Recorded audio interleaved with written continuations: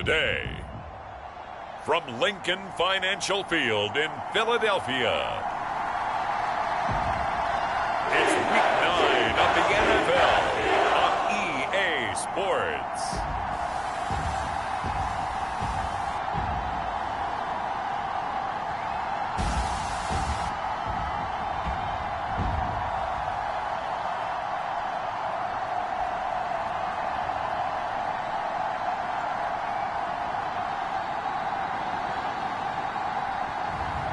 It's the Philadelphia Eagles taking on the Dallas Cowboys. The city of Philadelphia is one of rich history and passion, and you can always count on the latter when you step inside Lincoln Financial Field. Today, it's a Week 9 matchup. We are all set to go, as it'll be the Dallas Cowboys taking on the defending NFC champs, the Philadelphia Eagles.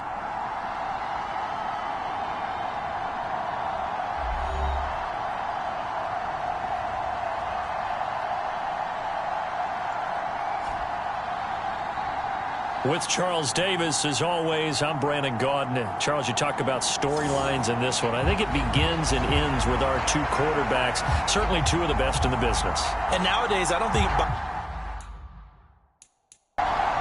The first 2 months of the regular season down. What will the final two bring us as we're off in Week 9?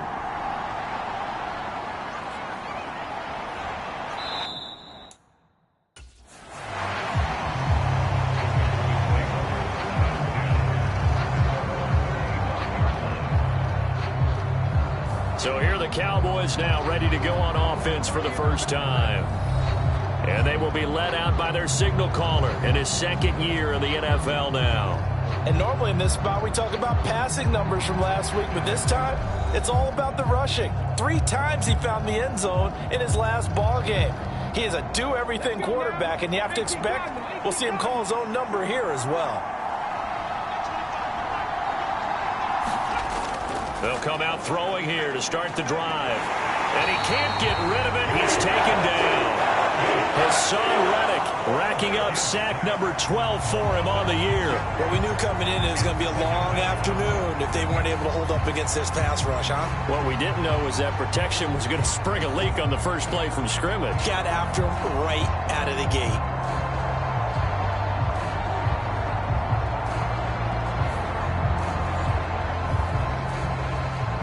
So a tough early challenge here, 2nd and long after the sack. Back to throw here. Able to hit his target, Lamb. And he'll get this up past the 25 before he's out of bounds. So trouble already here on their opening drive. This is 3rd and 9. Open man is Kyle Pitts, his tight end. And he will have a Cowboys first down as they're able to get the 3rd down conversion. A lot of tight ends just use their size and their strength, try to occupy some space and kind of body people away and catch the football. But not this guy. He's a refined route runner. Makes me wonder if he took some dance classes in his background with his footwork.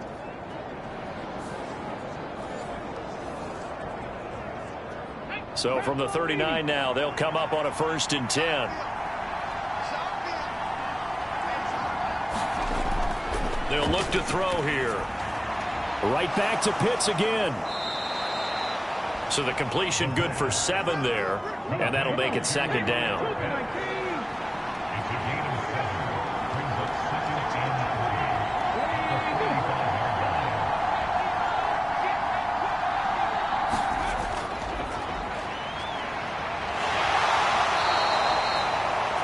These are his numbers from last week's contest. 19 carries, 70 yards. A key component of his team's offense. He will certainly stay in that role if he keeps producing like this each week. Expect him to make a run in not only matching, but exceeding those numbers as this one goes on. 2 first downs have him up near midfield now on 1st and 10. Looking to throw. That to the sideline, and it's intercepted. Darius Slay with a pick. And the Eagles are going to take possession of the football as they force the turnover on the opening drive. Well, it's no secret he's had trouble this year with interceptions, and this is a bad start for him. First drive, throwing another pick. No matter who's broadcasting his game, that's how the conversation begins. Throwing too many interceptions. Can he take care of the football? If I were his backup, I'd be edging towards the coaches and saying, hey, how about giving me an opportunity? Philly's offense getting ready, and Jalen Hurts ready to lead them. The second-round pick who started his career at Alabama, then finished with an electric senior season at Oklahoma. And for how good he is throwing the ball, it's his running that makes him so dangerous. He had a couple of touchdowns on the ground in last week's game, so we'll see what they dial up for him for this one.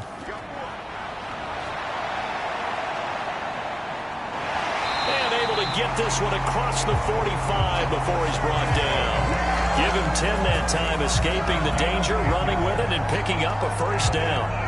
No surprise to see him running again here. It's something he's done throughout this season. And that run puts him over 500 yards on the ground for the year.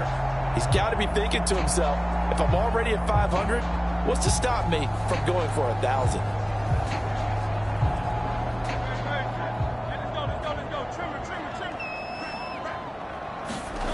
On first down, Hurts. He finds his man, complete. That's Watkins. And they'll work this down to the 40-yard line, tackled there. Back-to-back good plays have him on the move on first down. Here's Hurts to throw.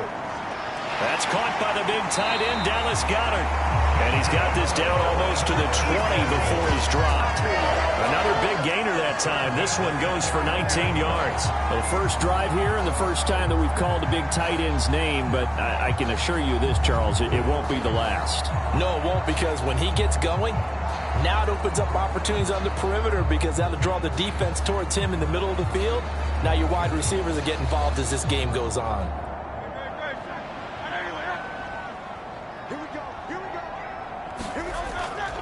They'll run for the first time with DeAndre Swift. And he'll take this ahead for about 4. Second down coming up. Well, if you're a football guy, that's a pretty run because everyone is in sync right there. Obviously, the guy carrying the ball, but how about the people up front? Leverage, athleticism, they created some nice space for him.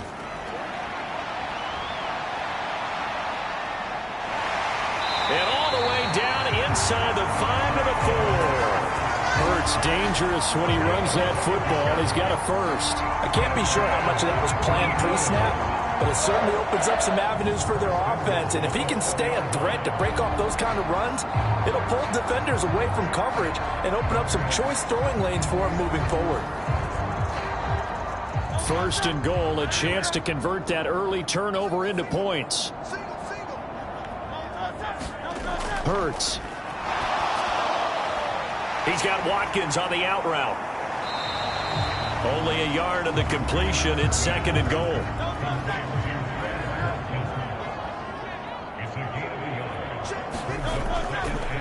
It'll be Hurts on the option. And maybe the wrong read there as he's going to go down immediately.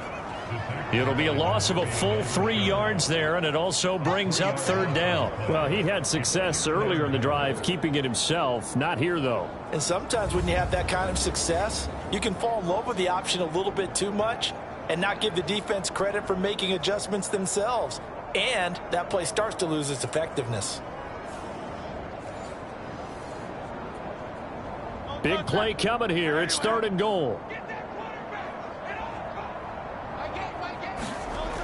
Hurts sets up to throw it. And he can't find anywhere to go with it. And he goes down. T.J. Watt coming in to drop him for a loss of 8. And it also brings up fourth. We always talk about how teams are so competitively matched and you just want to make those plays that give you an advantage. How about right here? The difference between letting them score a touchdown versus holding them to a field goal, that's absolutely huge with the play he just made. And you know he hated taking the loss there on third down. So Hurts is off, and on comes Jake Elliott for the Eagle field goal. From the right hash, this a 31-yard attempt. The kick by Elliott is good. And the Eagles, they take a 3-0 lead.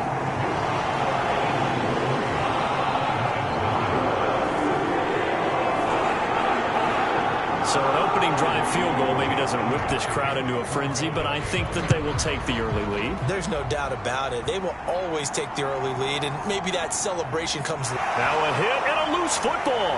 And it's picked, and he's into the end zone. It's a fumble return and an Eagle touchdown. So problems here on special teams, and it results in the scoop and the score. They talk all the time on special teams about keeping your head on a swivel, trying to see the whole field. Hard to do when things are going that fast, bodies all over the place. You're just trying to find the right guy to align yourself with. On that play, wow.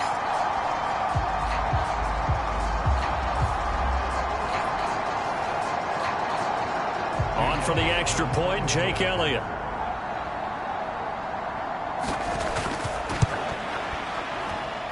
He's got it, and now it's a 10-0 lead here in the opening quarter. So not only the cough up, but then the pickup on the other side, the scoop, and the score the other way, the fumble return for a touchdown. So an early 10-0 lead for them now as they kick it away.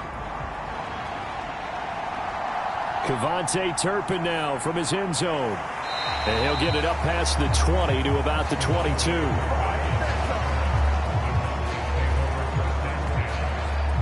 Second drive forthcoming here for the Dallas Cowboys. They find themselves down 10-0 early after the interception on their opening drive led to a field goal. So now they've got to pick up the mantle a little bit. You mentioned the team's down 10. They've helped contribute to that. How are they going to get their team back into this ball game? Run the offense that you think is going to be effective. And hit behind the line. He lost the football. It's loose. And it's picked up by the Eagles. And they are going to take over right there at the 22-yard line. And they put it on the ground here on the second drive. And, of course, Charles, that follows drive number 1 where they had the INT.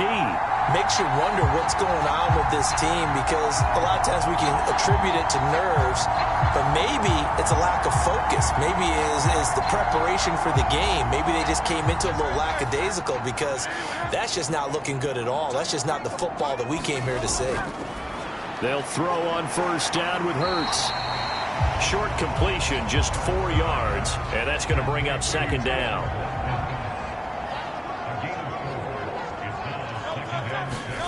From the gun, it's Hurts. Fires the quick slant. A.J. Brown's got it.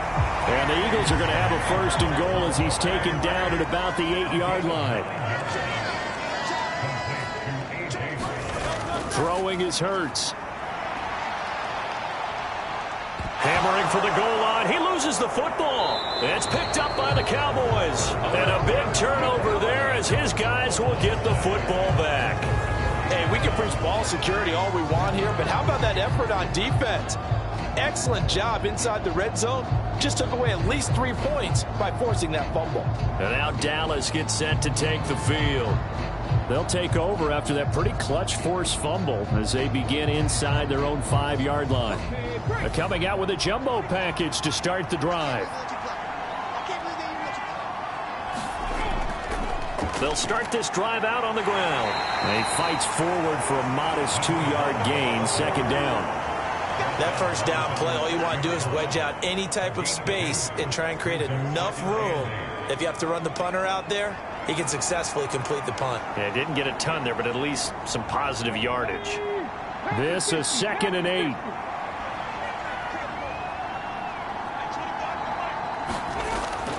Back to throw. And now a fumble. The ball's out. And it's picked up by... And he's into the end zone. It's a fumble return and an Eagle touchdown. Second time he's lost a fumble. This one hurts more. It's returned for 6. He's been under a lot of duress, hasn't he? Pressured, hurried, harassed the whole game. Well, the offensive line not giving him a lot of help. Not a lot of help, but the bottom line, he's got to take care of the football.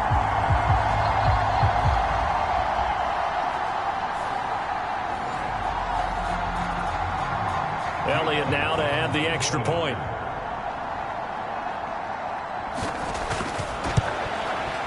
He's got it, and it's 17-0.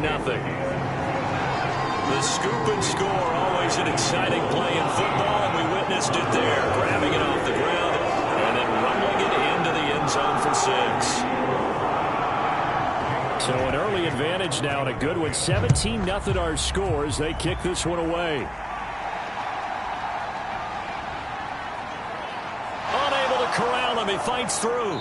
And he's up across the 25 and down at the 28. Dallas offense set for this next drive. They find themselves in a good-sized hole here, and a good-sized hole early on in this game as they come up on first down.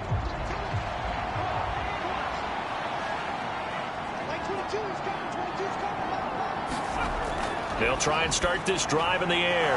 And he fumbled it. It's on the ground. And he's free going down the left side. It's a foot race. And they will finally put it into the return, but not until he takes it back all the way inside the 10-yard line. Well, my friend, this has certainly been a comedy of errors here in the first quarter. Neither side able to really hang on to the ball. Yeah, now I'm just curious to see which team can adjust because both have made their mistakes, as you said. Yeah, and whoever can do that can seize firm control of this game, something they haven't done with the ball so far. The defense gets him the ball via the turnover. Now can this offense cash in? First and goal. They'll drop to throw. And he works his way past the line of scrimmage and then slides to a halt. And the ball smack dab on the 5-yard line. Here's second and goal. They will run straight ahead with Swift. And he's going to get him about 3 yards closer. He's down to about the 2. Now, they'd really like to make the short field pay off. We'll see if they can, but this is third and goal. Swift is into the end zone for an Eagle touchdown. Well, still in the first quarter, and look out. I mean, they are on pace for over 80 points in this game. I don't know that they'll get there, CD, but this has been impressive to watch so far. That certainly would be history in the making, wouldn't it, partner? I'm glad we're here to actually watch and see if it actually happens, although, like you, I have my doubts, but they are firmly in control of this game. Elliott on for the extra point.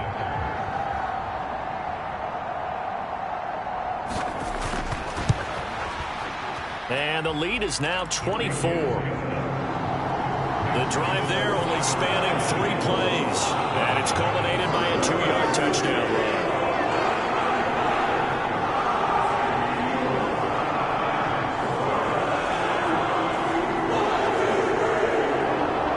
Now after the touchdown, here's Elliott on to kick it away.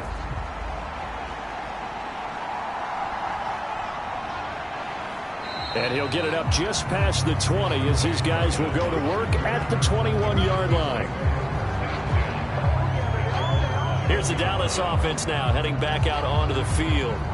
Well, CD, you kind of feel like they're in a bit of a danger zone right here because now you're down 3 scores, and I know we're in the first half, but the way this offense hasn't been able to generate anything, you feel like they probably need to get something going on this drive, right? Yeah, and sometimes I overuse that this is an important possession, but I think this has to be the possession where they come up with an answer because only a few teams in league history have ever come back from a 4-score deficit. And if they don't score here, that's what they could be facing the next time they get the ball. Eagle pressure, too much this time. Down he goes. Jalen Carter able to get him for a loss of about 3. That's number 4. Sack number 4. They had 4 last week, so he's been down on the ground a lot. Partner, they say the eye in the sky does not lie. And that's indeed the case because they watched the game tape from the previous week, incorporated it into their own defensive scheme, and continued to get after this quarterback. And now this defense will be searching for sack number 5. They'll see about converting this 3rd and 8. Out of the gun, they'll look to throw. Able to get away. Oh, the pressure too great, and he goes down once more. Miles Jack with a sack. Well, he continues, Charles, to be under constant pressure. And these sacks, they're starting to pile up. And if they want to have a realistic chance in this one, they've got to change their blocking assignments. They've got to do a better job to keep him upright. If he's going to be on the deck constantly, they've got no chance to win this game.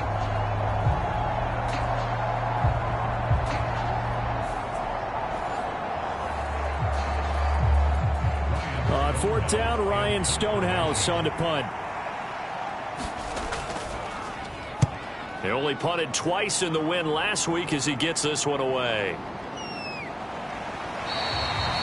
Officially, that'll go as a 52-yard punt. Not too shabby. And it will be Eagles football, 1st and 10. Here's the Philadelphia offensive unit now as they head out to take over possession.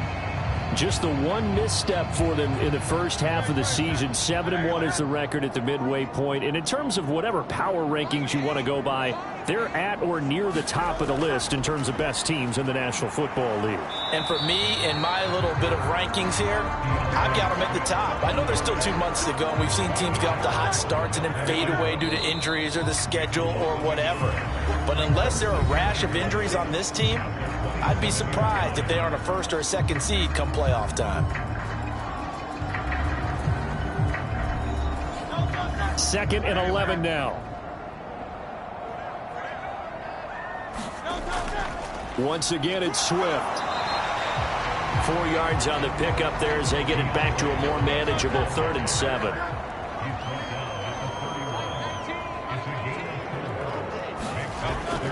They'll look to throw. And this pass broken up.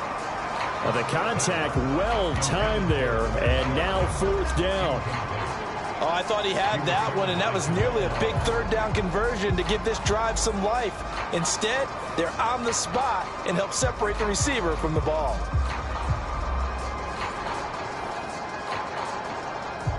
On 4th down, Aaron Sipos on to punt for Philadelphia.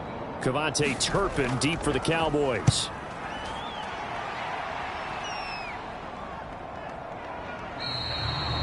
It'll be a 39-yard punt, no return. And the Cowboys will take over the football with a 1st and 10.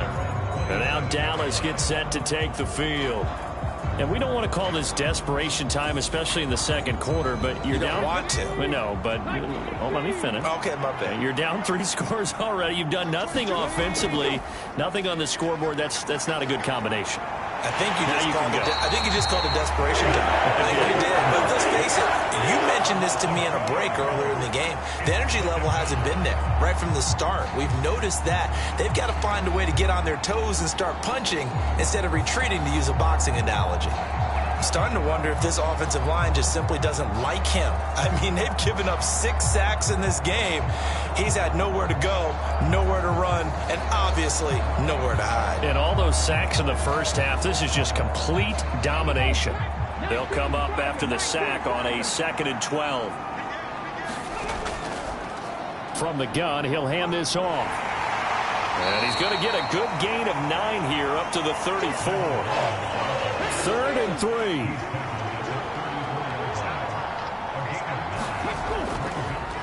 From the gun, they'll try to run it. And he will have a 1st down as they get him to the ground at the 37. A 3rd down gain of 3 yards, and that'll be enough.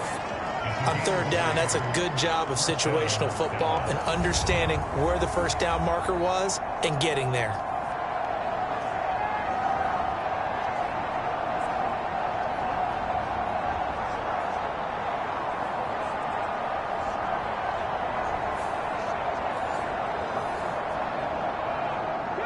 Two minutes gone by, 2nd quarter.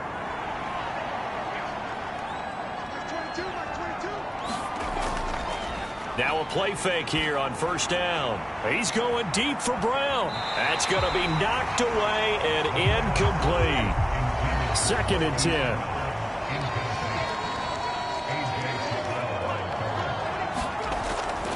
They'll set up to throw.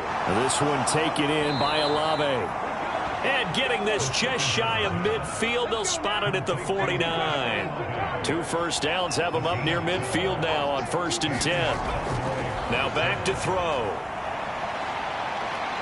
And he'll protect himself at the end here as he winds up getting pretty decent yardage. He'll get 8 on the scramble there. It'll be 2nd and a couple. I do think it's fair to say that they were caught off guard a little bit when he decided not to throw it on 1st down.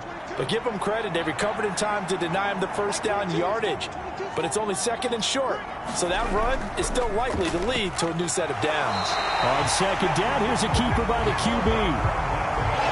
They're trying to keep the drive going. This will be play number 8. It's 3rd and 2. And they'll try and run the option to pick it up. And hit behind the line. He lost the football. It's loose. And the defense says they have it. They do.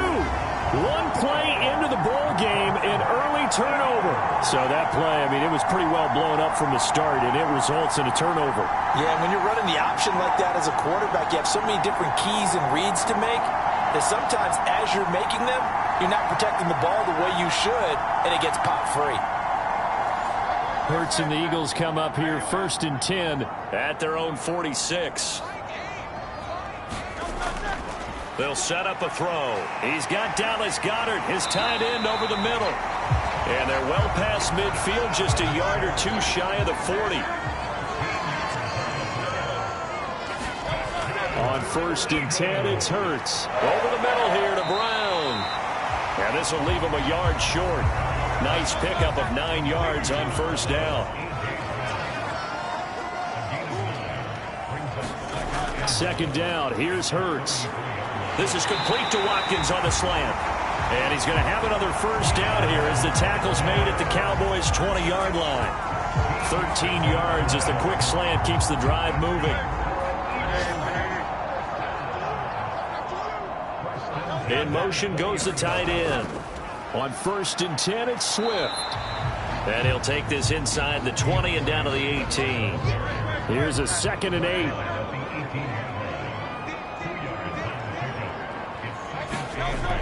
They're going to look to throw. Wide open receiver complete. And the Eagles are going to be set up with a 1st and goal on a pass play that moves them all the way down to the 1.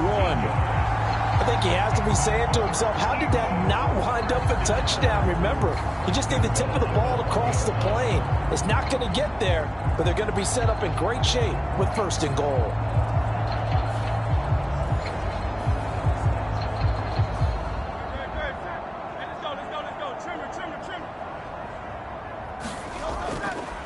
And they'll try the option on 1st and goal. And holding it may be the wrong decision as he stopped in the backfield. Yikes, a 4-yard loss really sets him back now for 2nd down. No question, he's so dangerous down here near the goal line. The safeties, they have to be involved in run support against a quarterback like this. And in turn, they're going to ask their teammates to be involved as well. Back at the 5-yard line now, 2nd and goal.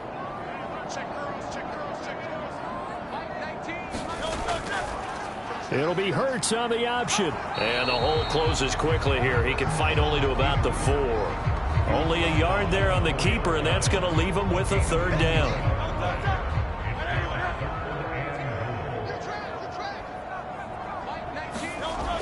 He'll drop to throw. Under pressure, down he goes. Sacked at the 10.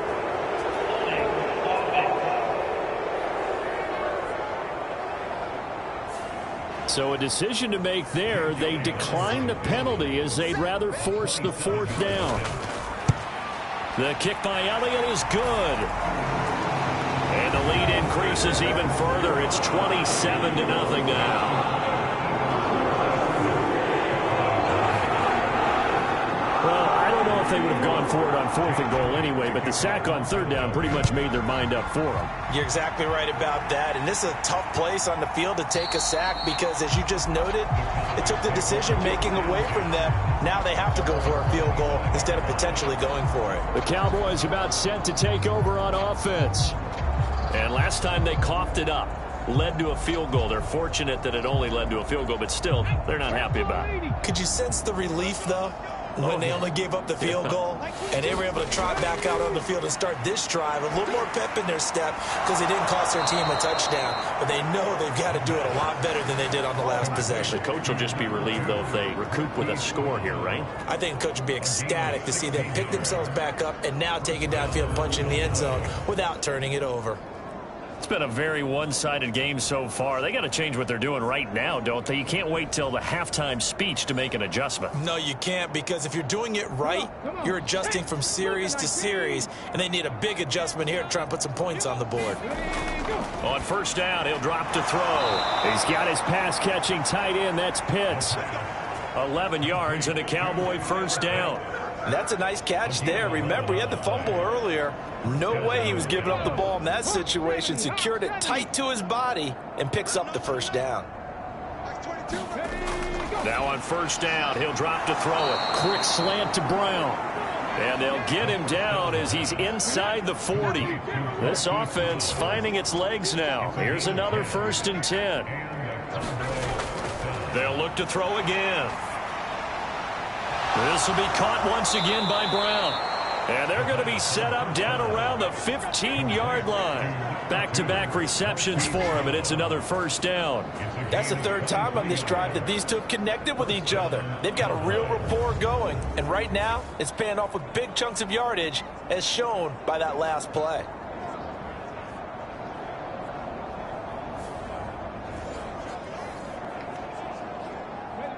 Line of scrimmage, the 15. It's 1st and 10. Back to throw again. Touchdown, Cowboys! Jalen Tolbert. His first touchdown on the year. And the Cowboys get a bit closer. A nice throw there by the second-year quarterback. And I don't believe that was the kind of play he would have made as a rookie, because usually your rookie season is a continuation of your college days. A lot of one read, and if you don't have it, you just take off and go. Now he's settled in the pocket a little bit more, reading the field and getting to his second and sometimes third progression. That was a nice play. Matt Gay on for the extra point. It's up and good, and it makes it 27-7 now. That time, 75-yard drive, 5 plays. And it was finished off by a Jalen Tolbert touchdown grab.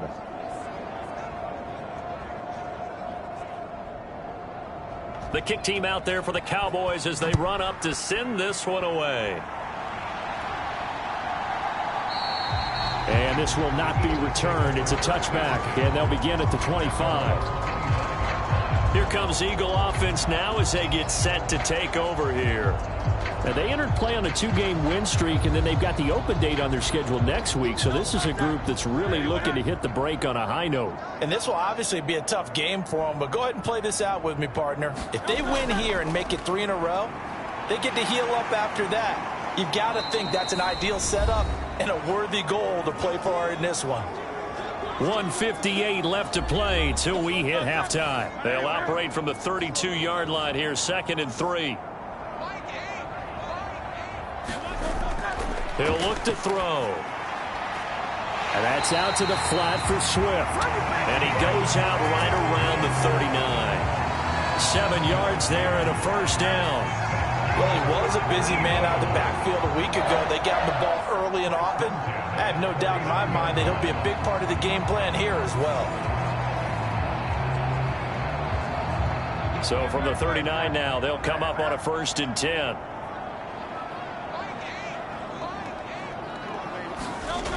He'll look to throw. Open man, that's Devontae Smith. And they'll get to him after a gain of 7 to the 47. Here's 2nd and 3.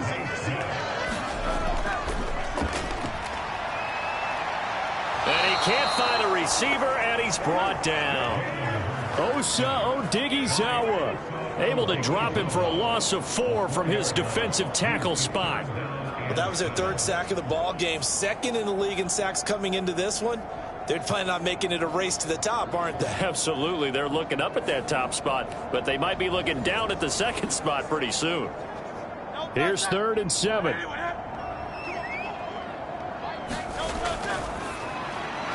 Able to find the open man. That's complete. And he's going to have another 1st down here as the tackle's made at the Cowboys' 41-yard line. Now a timeout called for by the offense, as they'll stop it with just over a minute to go before halftime.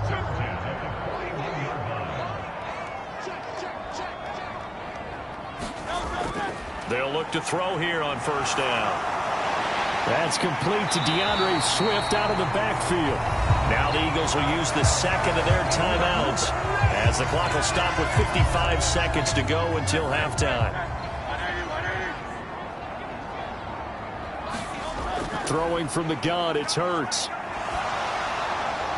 He'll get this into the hands of... And he coughed it up. It's picked up by the Cowboys.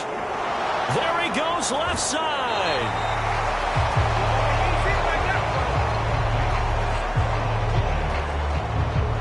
Obviously, you got to hold on to the football, but I've got to give credit to the defense there. Good job of knocking it free. Yeah, because a lot of the time we just blame the offensive players for not taking care of it.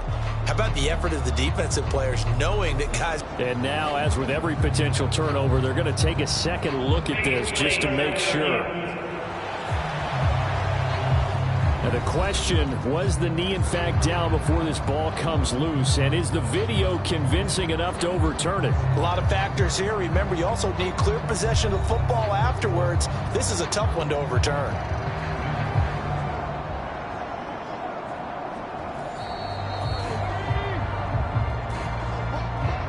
So that one overturned. They say the knee was down, and that will not be ruled a fumble. Second down, here's Jalen Hurts. Got a man, it's Brown. The Eagles will take their third and final timeout as they stop it with 16 seconds to go in half number one. Line of scrimmage, the 15. It's 1st and 10. Again, he'll drop to throw. Oh, he's got a man wide open, complete. And all the way down inside the 5 to the 4.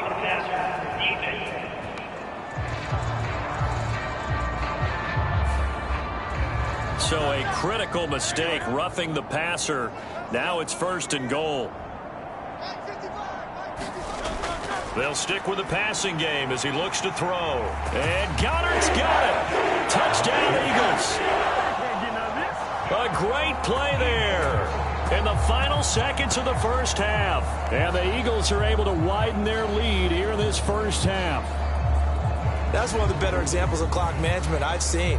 Whittled it all the way down just about and still put the ball in the end zone. Yeah, just a methodical drive and something really to take into the lockers here.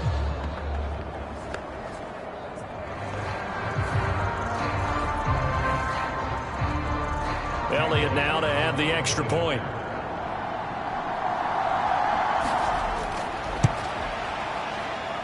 And that stretches the lead to 27. That time, a 9-play drive. And the drive was all finished off on the touchdown catch by Dallas Goedert.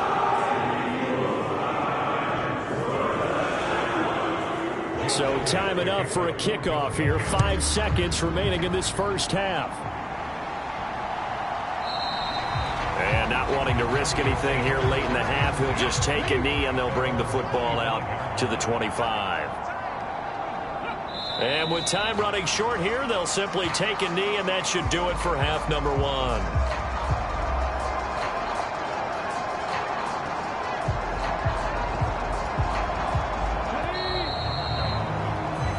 So we've come to halftime here in Philly with the Eagles on top.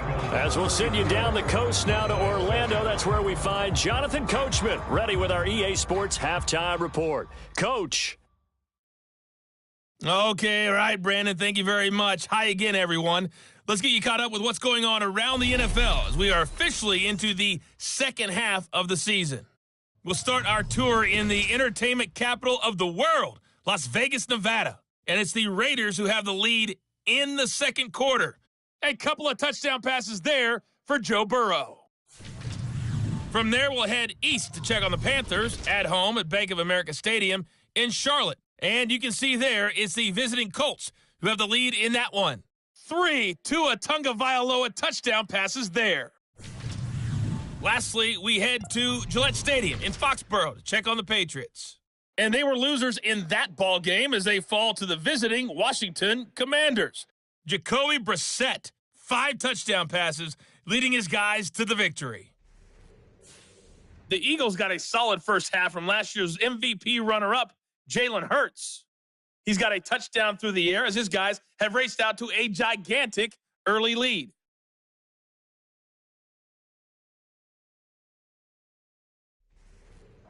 All right, Coach, thank you, and we welcome everyone back for quarter number 3. So the Eagles with the lead, and they're going to get this football first as the third quarter gets underway. And this will not be returnable. It's out of the back of the end zone for a touchback. Out come the Eagles now as they'll go on offense first here in the third quarter.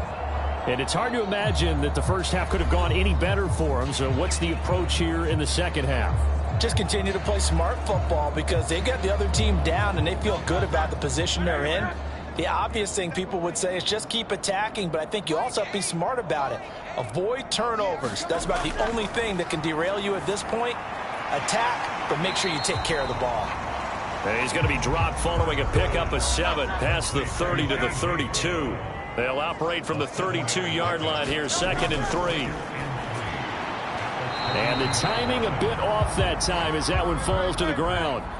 So the incomplete pass on the last play, and that leads us to a 3rd and 3. Back to throw here. Oh, that's into double coverage and intercepted. Picked off by DeMarvion Overshown. And he takes this one back into the end zone, and the Cowboy defense has a touchdown. An excellent play there, CD, on the pick six. And I think were they a nickel? Did they have an extra DB out there? Yeah, Brandon, I think they were in standard nickel, not the Buffalo, as teams like to call it, meaning 3 safeties for big nickel. They just wanted to take away the quarterback's throwing lanes, and that's exactly what they did and came through with a big-time pick six. Here's Gay now to add the extra point.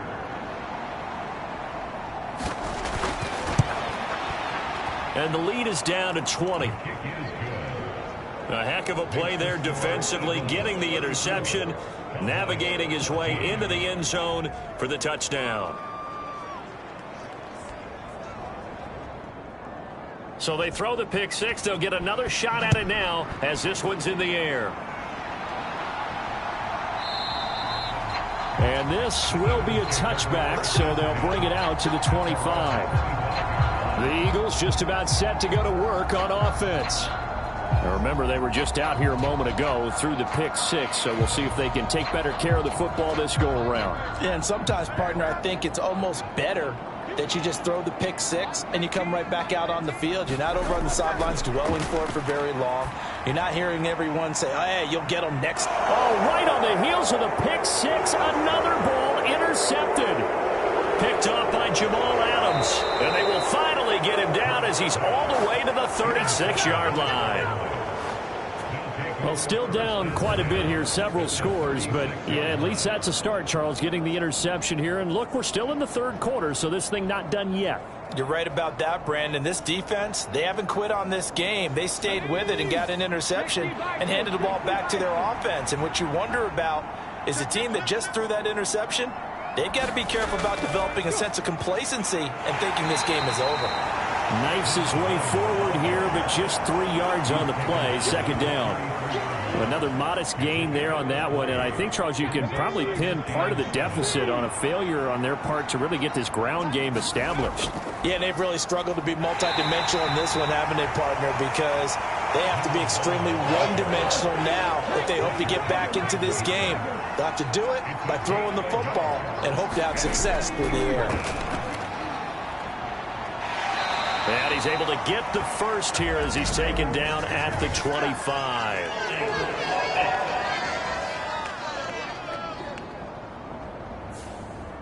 And this 3rd down looking very tough after the holding penalty. 3rd and long. They'll look to throw here. Oh, the turnover fest continues. Here's another interception. And the Eagles are going to take over here at their own 22-yard line. CD, I know it's just his 2nd year in the league as a quarterback, but that's going to be one when he flips on the tape. He's like, I shouldn't have thrown that ball. No doubt about it, and his coaching staff will be emphatic about he shouldn't have thrown that ball. But remember, 2nd year, as you noted, on-the-job training, so he's got to take this feedback that he's getting, negative or otherwise, and turn it into positives moving forward. Hurts and the Eagles come up here 1st and 10 at their own 22. They'll start on the ground with Swift. And not much doing there, maybe a yard up to the 23. 2nd and 9.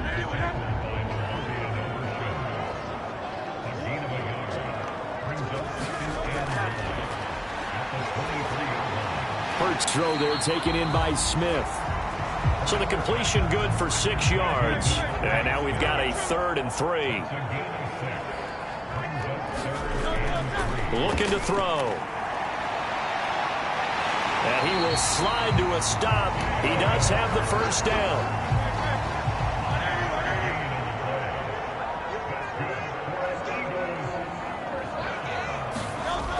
Now they'll throw here out of the gun. Keeps himself upright. And they'll get it up just short of the 45 at the 44. Give him 10 that time, escaping the danger, running with it, and picking up a first down. There he goes, and for good reason. Running with it has paid dividends earlier in this game and earlier on this drive. And until they prove they can stop him, I don't think he's going to be shy about continuing to run for first downs instead of airing it out.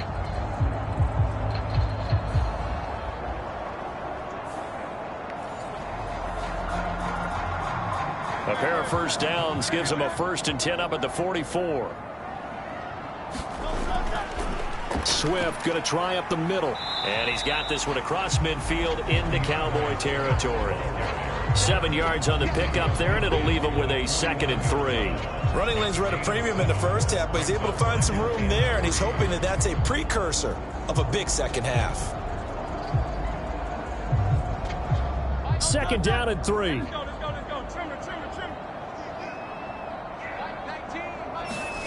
Here's Hurts to throw. And his throw's going to be incomplete. And those two just haven't been in sync thus far. They've done a nice job against him, but still, with his talent, you would expect them to have more completions to him in this game. On 3rd and short, they'll try and pick it up through the air. And he's caught on the sideline, but he's not going to have a first down. They say he was out of bounds. So a big call there. That brings up 4th.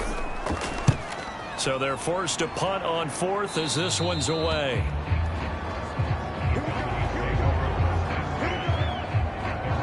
Dallas offense set for this next drive.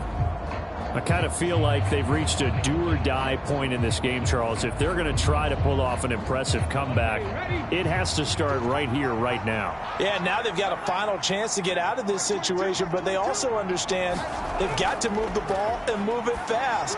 In addition, they need to save as much time so they can get 2 more possessions. Here's 2nd and 10.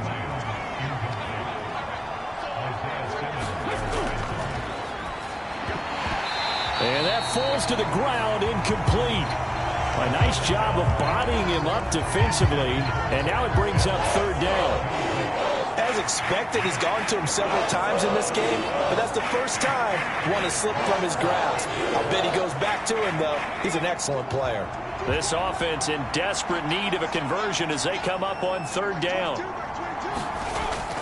Now a shotgun snap as they'll look to throw. And now look at this. Big gain, but a fumble. And it's picked up by the Eagles.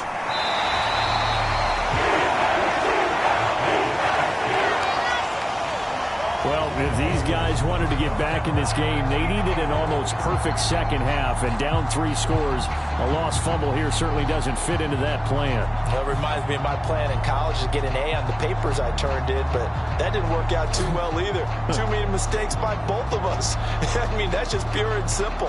And that's why that's exactly where they are in this ball game. They're going to need a huge turnaround if they want to try and win this one. On 1st down, Hurts. And he's going to have to eat this one as down he goes. T.J. Watt able to get in there for his 2nd sack of the afternoon. But you could almost see his eyes light up defensively. I mean, as a linebacker, that's about as quick as you can get to a quarterback. So what did your 3rd grade teacher teach you about straight lines, right? As soon as you have those, you take full advantage of them. He found a gap in the offensive line, got to the quarterback, and put him on the deck. Hurts.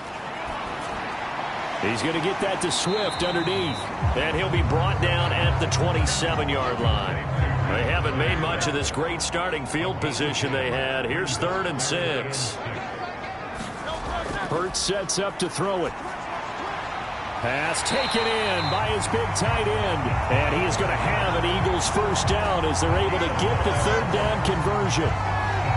Many different ways to create space, but on that play, he did it with that big, wide body of his. Didn't get a whole lot of yardage on the play, but it did what it was supposed to. Pick up a first down.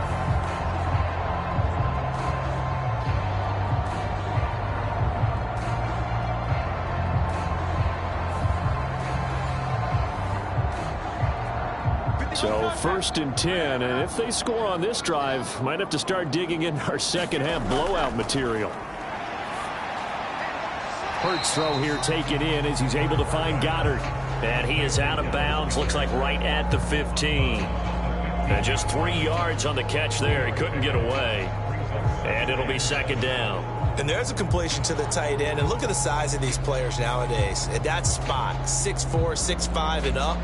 A lot of guys used to be basketball players, somehow came back to football. And that's really good for the game of football. You're getting better athleticism, great hand-eye coordination, guys who know how to control. Touchdown, Eagles!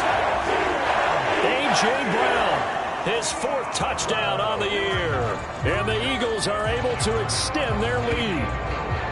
So they're able to capitalize there on the short field, and that might prove to be the score that turns out the lights. The party's over. Oh, sorry about that. That's an old reference there, folks. But, yeah, they've been the better of the two teams by far, and that's great complementary football right there. Defense gets the turnover, sets up the short field, and the offense goes right out and scores to open up a pretty sizable lead. Elliott good with a PAT, and that stretches the lead all the way up to 27.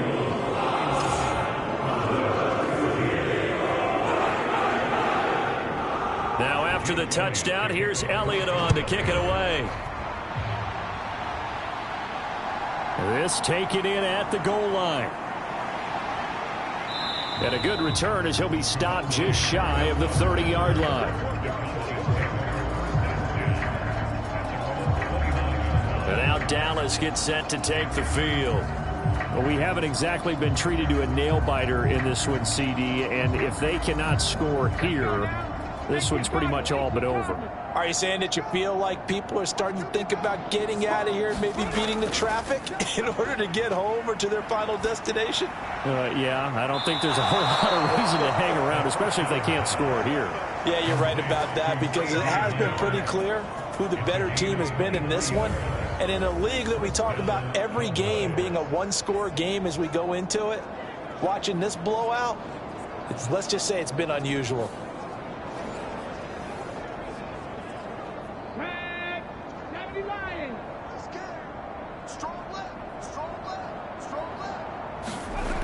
They'll look to throw now on first down. The quick throw knocked away. It's incomplete. So now 2nd and 10 after the incompletion on first down. Back to throw. Got his man complete over the middle. It's Lewis. And he has another first down as they'll get the ball down to the Eagles' 34-yard line. They'll drop to throw. And this turns into a nice gain with a slide at the end. Able to make something out of nothing there. 17 yards and a first down. This is where the NFL is headed year by year, partner. A league where just about everyone has someone under center who can get you with their legs as well as their arm. And we've certainly had a nice display of that from both QBs in this game. And that continued with that first down run. So from the 17 now, here's a 1st and 10. From the red zone now, they'll look to throw. Flush to his right. And he's brought down just outside of the 10 at the 11. The improv on the scramble there gets him 6, and it'll be 2nd down.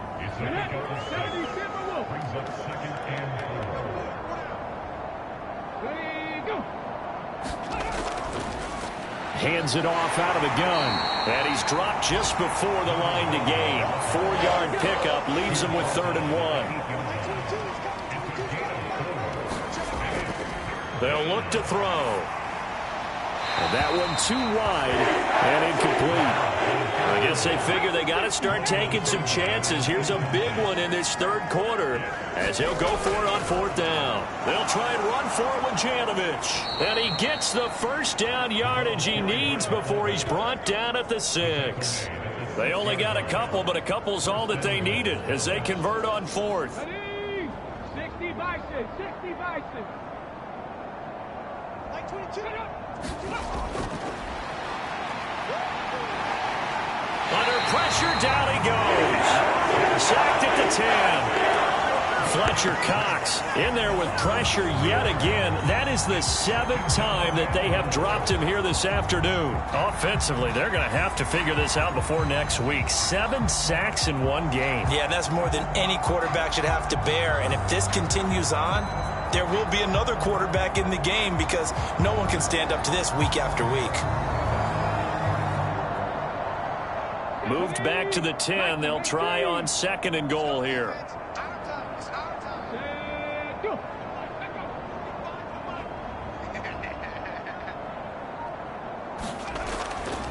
One back in the backfield, he'll get the carry. And he's going to battle his way down right around the 2-yard line. 3rd and goal, trying to make that scoreboard at least a little more respectable. They'll try to run this one in.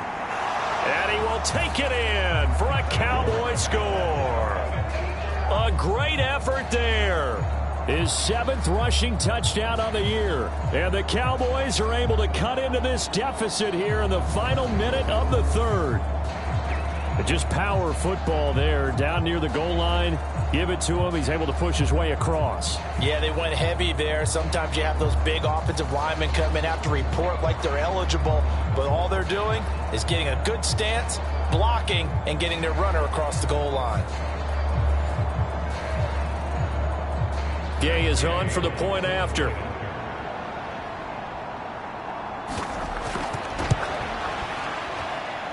And the lead is down to 20. A pretty long drive that time. 11 plays all told. And it's culminated by a 2-yard touchdown run.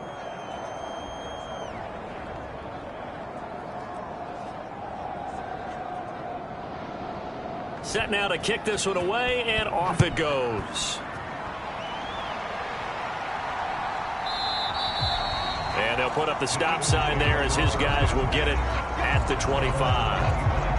Jalen Hurts bringing the Eagles out for their next drive. And he had the touchdown on the last drive, also 4 for 4.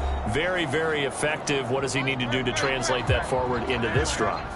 Not think that what he saw in coverages last time is exactly what he's going to get again. He's got to play ahead and start thinking to himself, okay, we just did that. What are they going to take away now? What do we go to as a counter? And continue to encourage his offensive line to continue to give him time. They were really good on the last drive. They'd love to just strike back with a touchdown right here. And if it's a long play, so be it. But the main goal, get a couple of first downs, run some plays, run some clock, allow their defense to get a chance to catch their breath, settle down, and relax a little bit after they just gave up a score. We have played 3 quarters. This is the National Football League on EA Sports.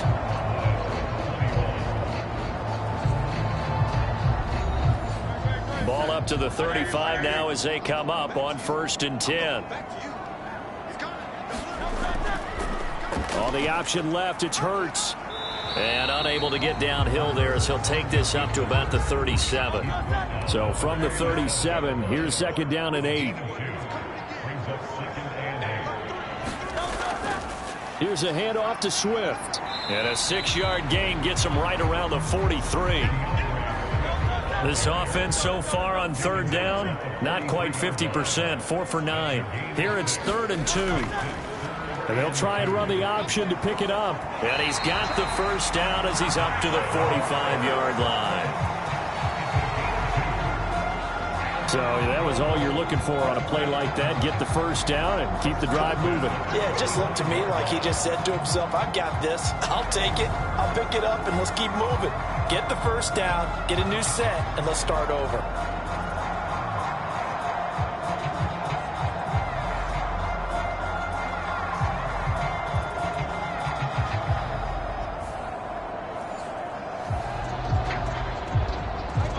After 2 first downs, they get another here. 1st and 10 at the 45.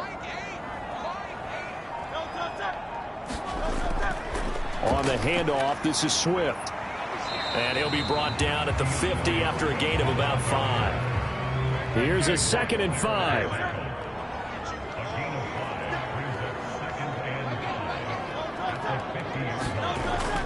They'll stay on the ground with Swift. He'll be taken down at the 48 for a pickup of 2 yards. The 8th play of the drive coming up. It's 3rd and 3.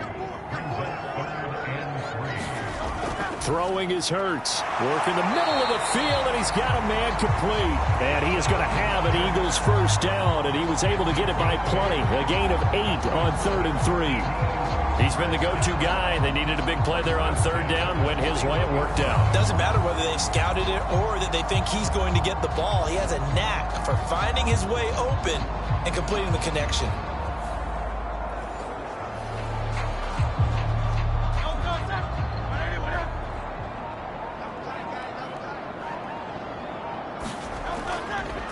Here's Swift. And little room to maneuver there. He gets it down to about the 39. Here now 2nd and 9 from the 39-yard line. They'll run here with Swift. And he'll take this one down to the 36.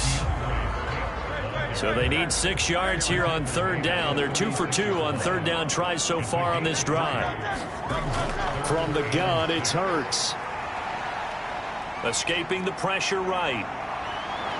And this won't do it. He needed 6. He only got halfway there. And, partner, I would guess that in his headset he was hearing from his coach, it's 3rd down, don't take a sack. And in this case, he's able to avoid the pressure and get out of there. He doesn't get the first down, but he does turn a possible loss into positive yardage.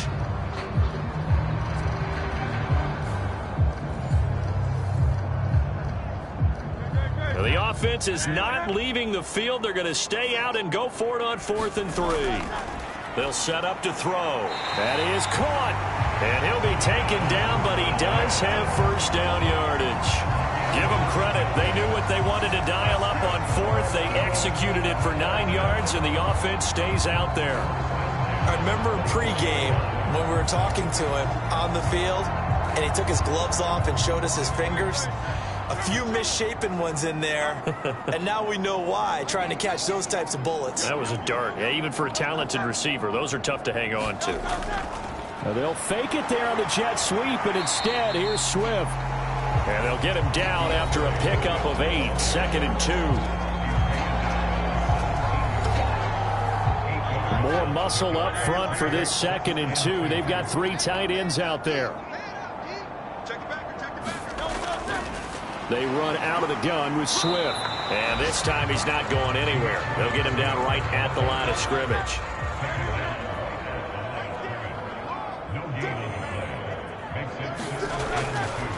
They'll go to the air here on 3rd and 2. And he'll be taken down, but he does have first down yardage. And that gain of 9 buys them a new set of downs. And in a lot of ways, that catch is expected.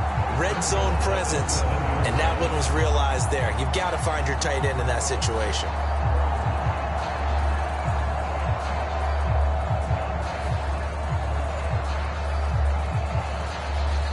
So another 3rd down conversion, and now they've got a 1st and goal.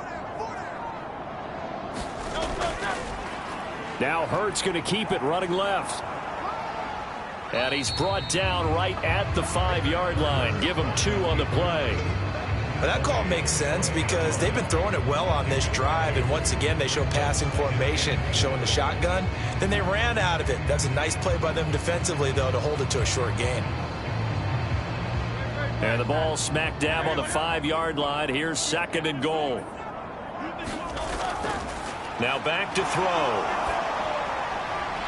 And Hurts is intercepted, his 3rd of the game. Picked up by Trayvon Diggs. I think this one went awry very simply because he overestimated his arm strength and his ability to fit it anywhere he wants to. A lot of quarterbacks do that and often pay the price. The Dallas offense back out onto the field.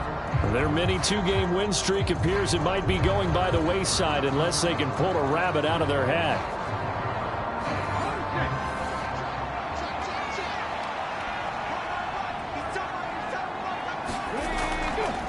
They'll start on the ground here on first down. Oh, and he's not going to make it out of the end zone. The push too strong, and that'll be a safety. And the safety there, another mistake, and these mistakes just keep piling up. How many more can they make? They put themselves in such a massive hole now.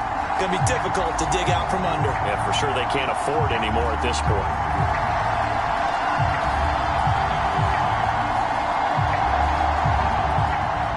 And remember, following the safety, you give the football up as well, and they free kick it from the 20 now. Scott to return it.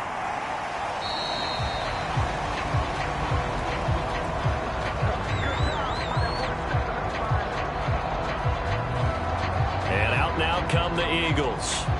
Certainly no reason to panic. They've got the 3-score lead, but the turnover last time, the interception that led to a touchdown, you'd have to think that you might not be dialing that up again. Yeah, probably not. They're still in fantastic shape, though, so I would imagine before he trotted out here for this series, head coach probably just leaned over to him and was like, listen, we're wearing these color shirts. Throw it to those guys, not the others. Try to make a joke out of it and just let him go out there with a little bit more confidence. Now they show jet sweep, but instead a run up the middle here. And here's another tackle made at the line, so they're converging well on the football now.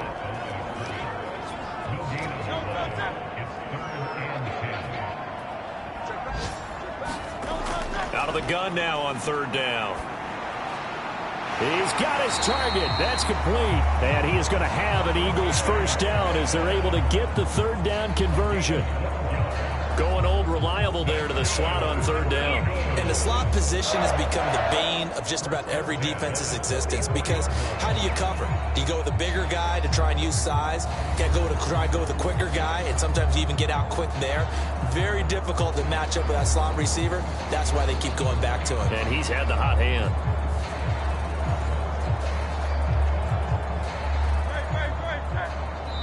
Just 2 minutes remaining here in the fourth quarter of what has been a one-sided affair. So it's Eagle football here as we get you reset. And the scoreboard on their side, they're just looking to melt away these final couple of minutes and put this one in the left-hand column. And this one's going to go the wrong way, losing yardage back at the 42. It was Jamal Adams up from his safety spot to make the play behind the line. Well, they have had success when he keeps the ball running it, but not in that situation. I mean, I think we got an example of why NFL coaches really don't like their quarterback in the running game. Because whether he keeps it or not, he's likely going to take a hit, isn't he? No doubt about it. And defenses, they're looking to put that hit on a quarterback. Now they contend with a 2nd and 12 after the loss.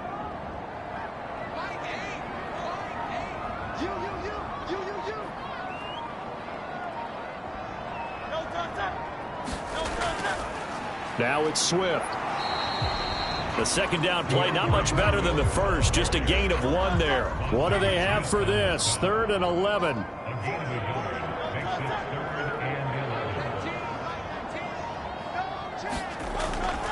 They'll set up a throw. And he slides and covers up at the end as he's going to be able to pick up decent yardage.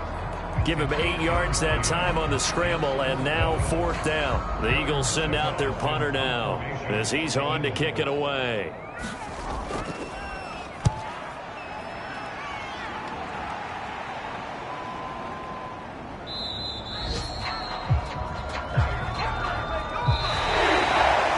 As this defense walks off the field, they can do so with their heads held high. What a performance. Well, by the offense, too. I mean, really, Charles, just complete domination on both sides of the football here in this one.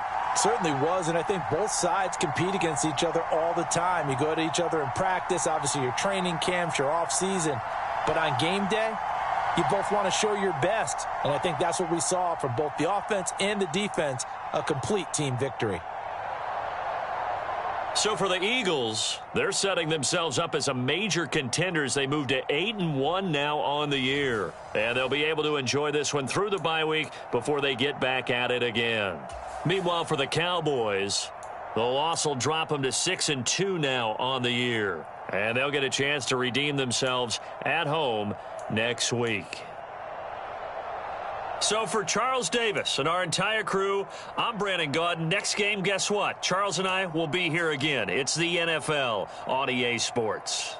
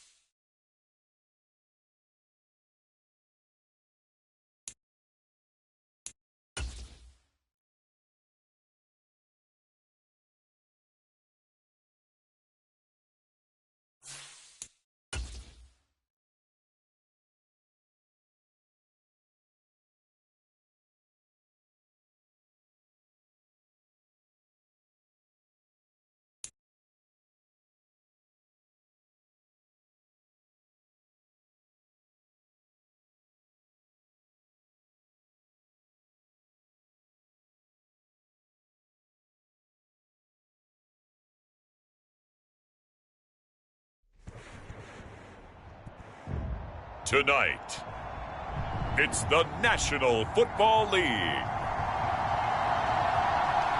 It's Week 9 of the NFL on EA Sports.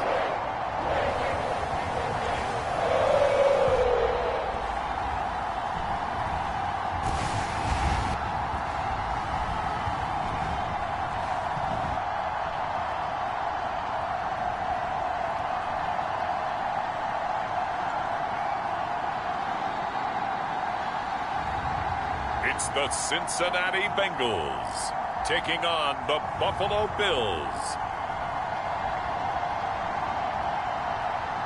It's a brisk night in the Midwest, but we've got football at Paycor Stadium in the Queen City of Cincinnati, Ohio. Coming up, it's a rematch of last year's hard-fought AFC divisional round matchup, as it'll be the Buffalo Bills taking on the Cincinnati Bengals.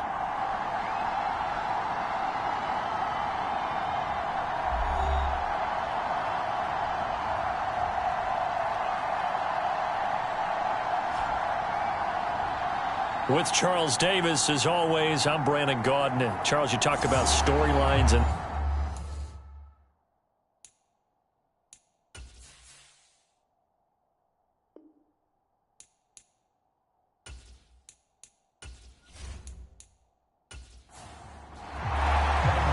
the first 2 months of the regular season down. What will the final two bring us as we're off in Week 9? On the return, Deontay Hardy. And he brings us out past the 20 to the 24.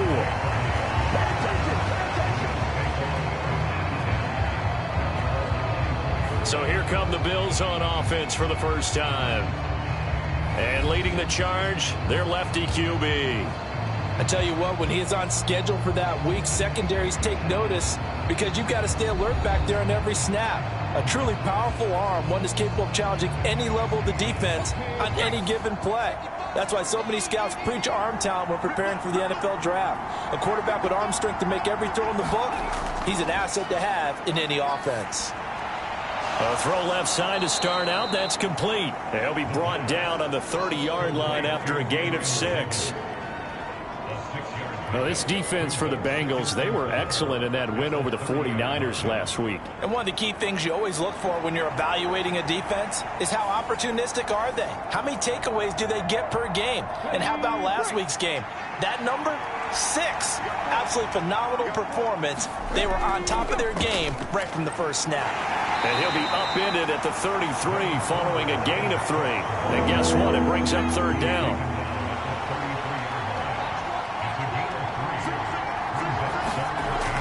He'll drop to throw. Oh, he tried to fit it in on the slant, and it's intercepted.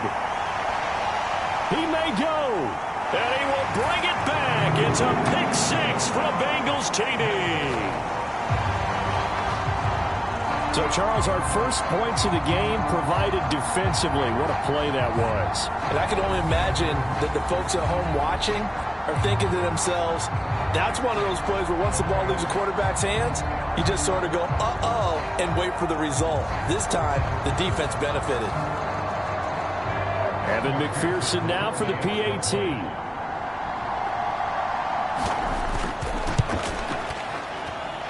And he's got it to make it 7-0 Bengals. So the defense creating some points, not only getting the interception, but then returning it to the end zone for the pick 6. So they'll get another shot on offense following that pick 6. And now the kick is away. And he won't return this one. He'll go down to a knee, and they'll start at the 25. So here come the Bills out for their second drive. And there, of course, was a lot of talk about this ball game coming into play. 2 division leaders in the AFC. Could this be a potential playoff preview down the line? Yeah, and I think when you talk about the talk about this game coming into play, you're talking about me because I blew up your phone all week prior to this one. I was so excited about this game because, to me, it's not out of the realm of possibility that these two teams see each other again down the road. I like this matchup. They match up very well against each other. The numbers a week ago for Cook. 12 carries, 88 yards, and a touchdown. After the last game, they have plenty of reason to be confident in their running game. And even though they're facing a top 10 defense, they're not going to shy away from doing what they do best. Make them adjust to them. Make them stop what they do before they go to any type of a changeup. And Knox is going to have a Bills first down as the tackle made up near the 35. And he can only manage to get a couple. 2nd and 8 coming up.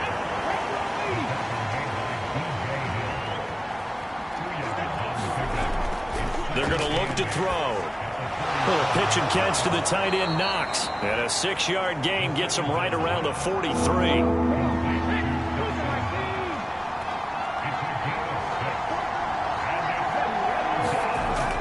They'll run it. Here's Cook. And they will finally get to him down at the Bengals' 27-yard line. 41 yards rushing for him now. He's only carried the ball 4 times. Well, they came into this game saying it was important that they set the tone and show that they can run the football. And I believe that they've done that here in the first quarter.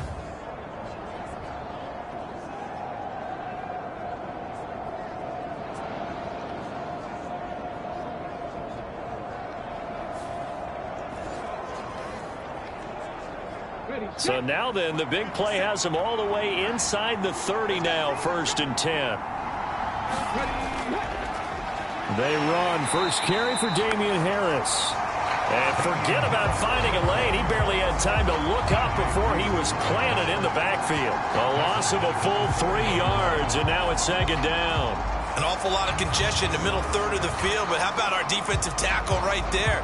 He didn't just hold the line. He provided some push and smacked the ball carrier down for a loss.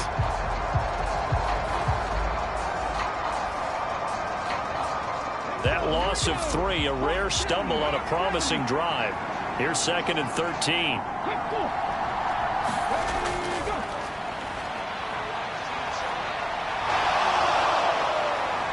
And inside the 20 before he's brought down. Opted to run for it. The decision a good one. Picking up the first, getting 14 yards on the scramble. He was certainly quick to atone for his early game interception. Instead of making another mistake forcing something, he reset himself and found a lane to pick up the first down. So the ball down to the 16 here for 1st and 10. Now they'll switch it up here and look to throw. This to the tight end, Kincaid. Calling a gain of 3 on the play, and that'll bring up 2nd down.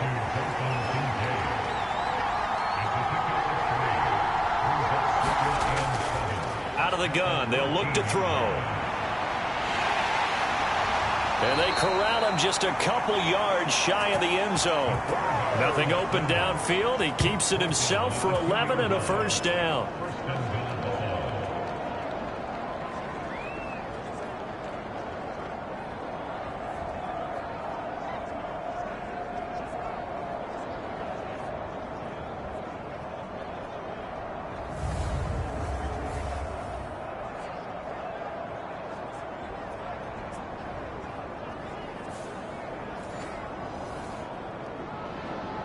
It's a 5-receiver set. 3 to the left, 2 to the right.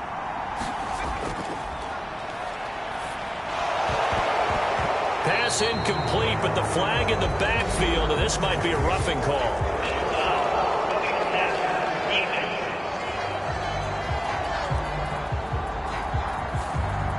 So the ball's moved to about the 1 after the penalty. 1st and goal. Quick throw complete. He will find Diggs in the end zone. Touchdown, Buffalo. Stephon Diggs, his 4th touchdown on the year. And the Bills are an extra point away from drawing level. Bouncing back nicely from that bad opening drive where he threw the interception. Drive number 2 leads him right down the field and into the end zone. So obviously his confidence was never lost, and that's a good thing to see. Great quality to have, and you absolutely must maintain that as a quarterback. But I have to think that they're probably still on the script that they prepared for this game. Just the 2nd drive. They've worked on these plays all week in practice. Put them to good use on that one. Extra point by Bass, up and good. And we are tied at 7. A 10-play drive that time. And it's finished off by the touchdown by Stephon Diggs. So all even at 7 now as they kick it away.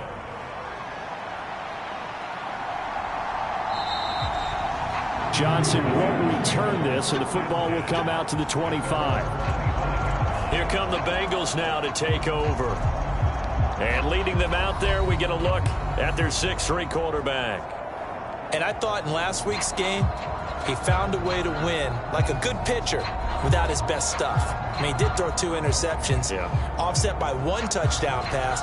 Not the ratio, not the numbers you're really looking for as a QB. But finding a way to win, that's all that really matters.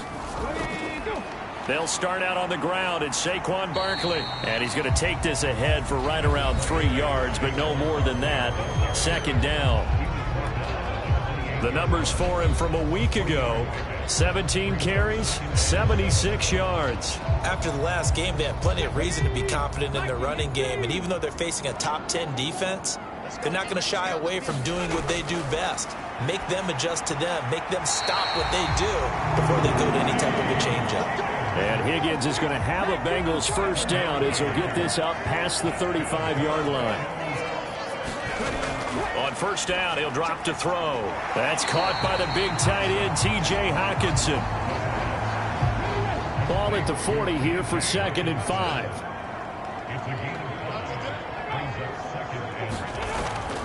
He'll look to throw. Going back to the same well, it's Hockenson again. Only able to gain a couple there, and it's 3rd and 4 now.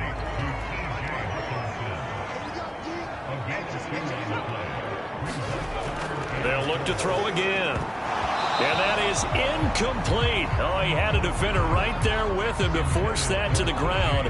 And 4th down now coming up. Against a team coming off a win just as your team did the previous week, you talk about being physical all game long. Sometimes being physical is just being on the spot and helping force the incompletion. So on 4th down, on is Brad Robbins to punt for the Bengals. He was called on 3 times in the win last week as his first one here's away. They call that a punt of 38 yards officially. And the Bills will take over the football with a 1st and 10. Here's the Buffalo offense now as they get set to take over here. And, you know, it's certainly a lot of football left to play. We're not into December yet, but right now where we stand, they're in 1st place in their division, looking really good and looking to be a threat come January. And are you one of those early holiday shoppers, partner? Are you one of those guys get your list done? Because I think about what every team has on their holiday shopping list right now. What's the number 1 goal? Make the playoffs. Number 2, win your division. Number 3, and I think the biggest goal of all, try to get the number 1 seed so you get that 1st round bye and ensure you don't have to go anywhere in January and hopefully get to the Super Bowl that way. Finding Harris over the middle. Now 2nd and 3.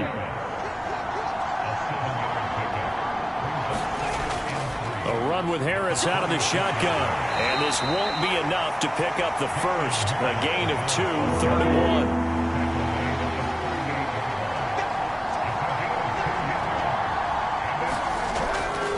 1. He'll look to throw. Oh, he had him. He was open, but he couldn't get it to him. It's incomplete. You absolutely have to have this early on, right? 3rd and short, they elect to throw for it, and that's normal NFL football. They're going to throw on 3rd and short, but you've got to hit it, don't you? Yeah, in the 1st quarter, like you said, to set the tone, can't connect there. Here's the punter, Martin, out to kick it away. It's a 44-yard punt, just 3 on the return. And the Bengals take over 1st and 10. Cincinnati coming back onto the field here for their 2nd drive. And they, as mentioned, unbeaten to this point in the year, but you think this game, their toughest test yet. I absolutely do, because to me, this is a good measuring stick game because they've been able to take advantage of the schedule. But here, this is another team leading its division with an eye on making a Super Bowl run, so this game is crucial. Give them 3 on 1st down. It'll set up a 2nd and 7. Not a huge carry there on first down, but not all of them will be. But still, all in all, a positive play for the offense. It's all about picking up at least a few to set up what you're going to do here on second down. Down he goes at the 23, a pickup of 4. They'll come up now, 3rd and 3.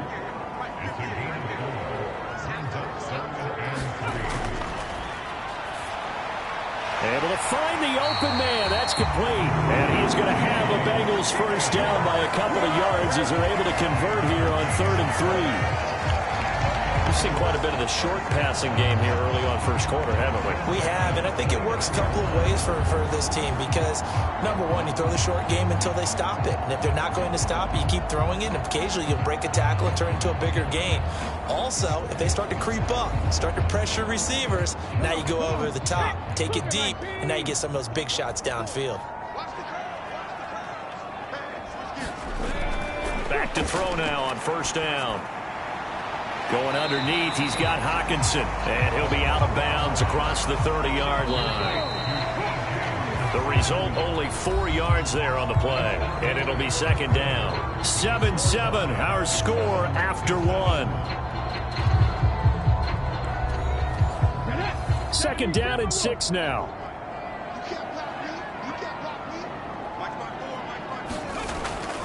From the shotgun, he'll look to throw. That's into a crowd and intercepted.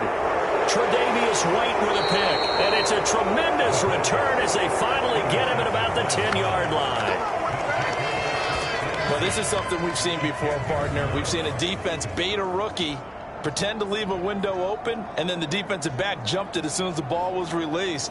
Big-time play. They love taking advantage of the youngsters, and in this case, it paid off well. Here's the Buffalo offense now as they get set to take over here. Over on the sideline, hoping to hit that reset button between possessions. Last time out, they had to punt it away. This time, hoping to finish this thing off in the end zone. They'll come out throwing here on first down. He'll find Damian Harris out of the backfield. And he'll get this down inside the 5 to the 4 before he's out of bounds. It'll go down as a gain of 6, and it'll be second down.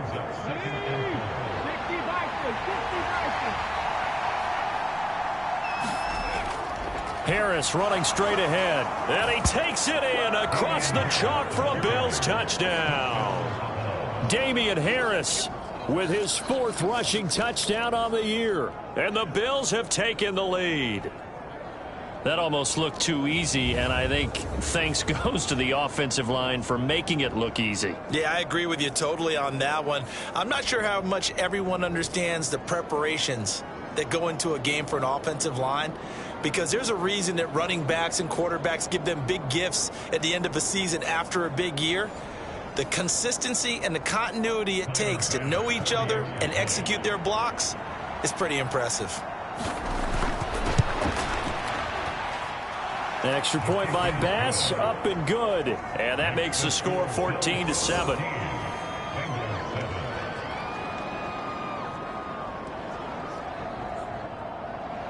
After the touchdown, Bass to kick it away.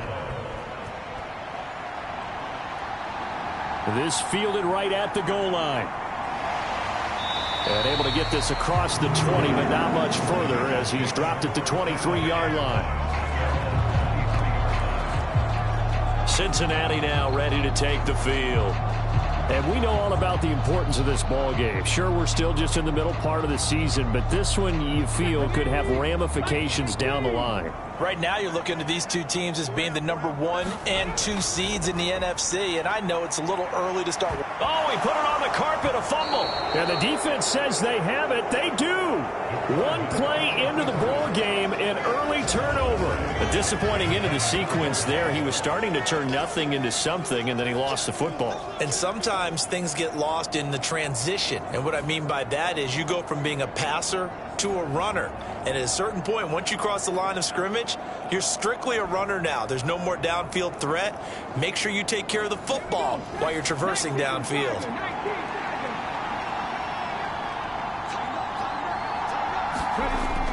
Now a first down carry for Harris. And he's going to be met at the line of scrimmage and taken down. Now a 2nd and 10.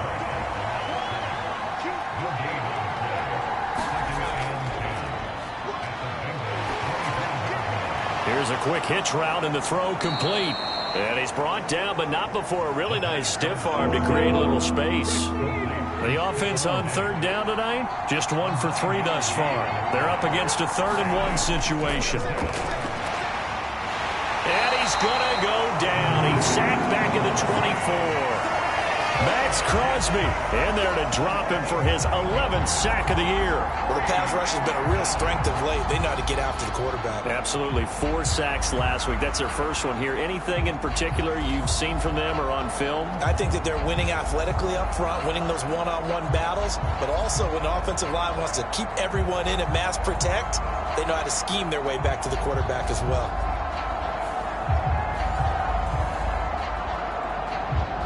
So on 4th down, out is Tyler Bass in the Buffalo field goal unit. And this one, a 41-yard attempt. The kick by Bass is good.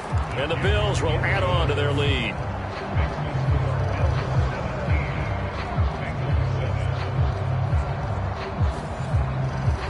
So the fumble recovery had them set up in ideal field position, but they can muster only 3 points out of it. Yeah, when you're able to force turnovers, especially when it results in field position like they had, you really want to make it hurt. Here, they take the field goal. That's definitely not what they were hoping for. The Bengals offense now, they head back onto the field. And, Charles, still a long way to go in the season. We know that. But as it stands, these are your top 2 seeds in the AFC. So I ask you, is this a potential AFC championship preview? Brandon, I need you to get me a fence and a saddle because I'm about to ride that bad boy because I think there's so many good teams in the AFC. Maybe we can look at like 3 games a weekend and say, this could be an AFC championship preview. Right off the bat, it's a first down to start the drive, 12 yards.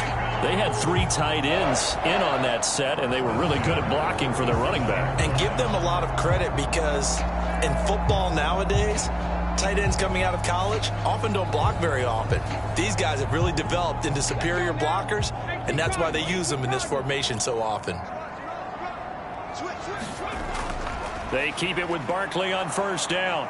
And a 6-yard gain gets them right around the 43. Well, you and I, partner, we got the plum assignment this week, an unbeaten team against a one-loss team. Really not much separating these two entering play here today. Not much at all, and I think for both coaches, they've looked at their team and said, guys, you got to know what you're getting into in this one, and you better be ready to go because you get to answer the big question of the day. Are we as good as we think we are? We're about to find out. That one good for 26 and a first down. Brandon, what's even more impressive is that came against double coverage. He gashed them with that reception, even with the extra focus that he drew from the defense.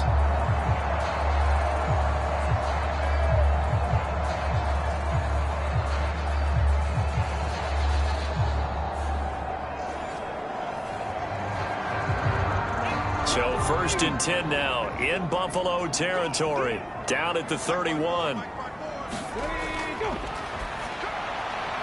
Now a throw here, hauled in. And he's going to get this down near the 20-yard line.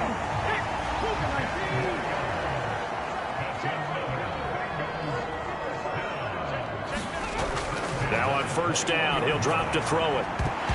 And that is incomplete. He couldn't hold on through the contact. Brings up 2nd down.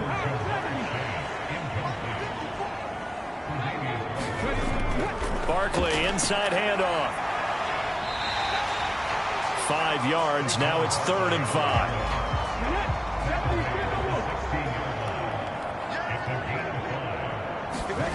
Back to throw here. They'll set up the screen to Barkley. And on this one, he'll get to the 15, right at the 15-yard line. That's going to bring up 4th down, only a gain of 2 there. Good reactions there defensively. That screen was a little slow in developing, and they shut that one down with little gain.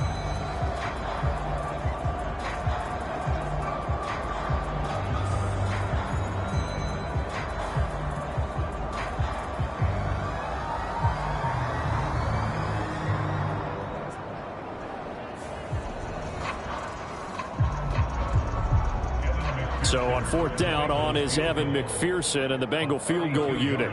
From the left hash, just a 32-yard attempt. McPherson's kick is good. And they're back within a touchdown. It's 17-10.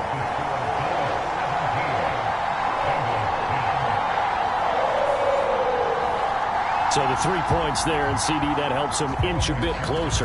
Yeah, partner, when you're losing, any points you see go on the board in your favor, you're happy to take them. Now Hardy on the return. And they'll get him down inside the 30 at the 27.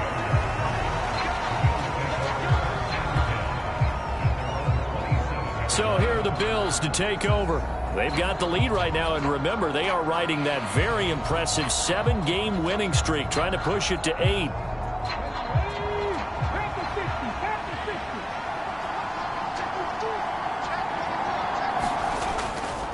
Now a play fake here on first down. And it's a fumble, and the Bengals grab it. And his guys are going to take over at the 31-yard line. A little careless with the football, and he also had a fumble loss last week, didn't he? He certainly did, and when I'm watching him play, the one thing that comes to mind is always remember, traffic, turbulence, people around you, 2 hands. Get 2 hands on the ball. Grip it tight. I know it looks cool to have it in one hand. Put it away, tuck it away, because you've got to take care of the ball. And now before the ball changes hands, they're going to take a look at this just to make sure that they have it right.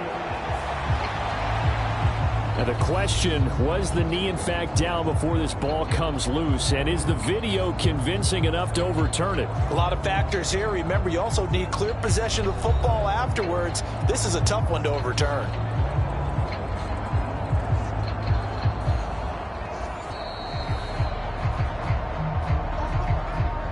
So that one overturned. They say the knee was down, and that will not be ruled a fumble.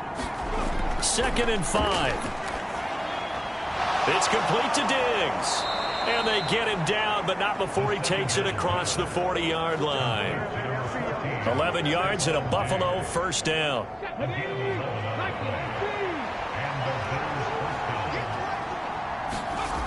Looking to throw. Dancing to his left. And he will not make it back to the line of scrimmage as he's going to be taken down. He couldn't get rid of it. He winds up losing a yard. It's 2nd down. The competition comes up in so many different ways. And right now, this unit, their competition is who's going to get to the quarterback the most times. Had about 5 sacks last week. We just saw their first one of this game.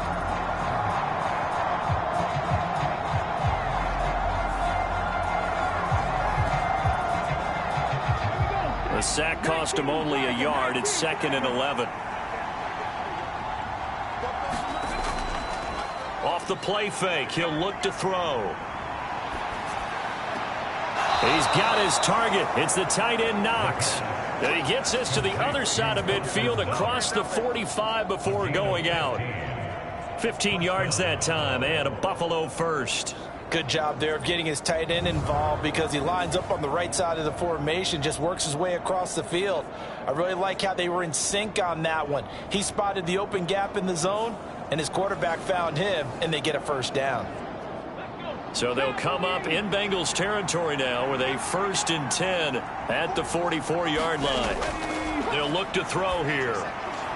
He'll get this one complete to Davis. And that's good for a gain of 6, and it's 2nd down.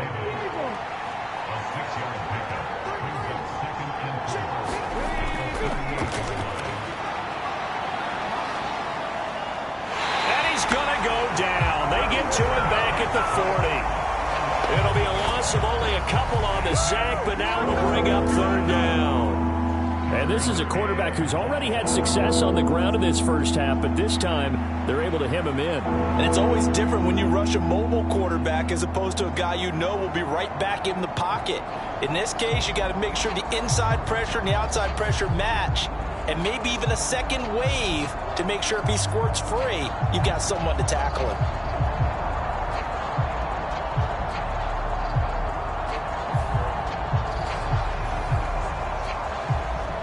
The offense on 3rd down tonight, they've only converted once in 4 tries. This is 3rd and 7. Flushed out right.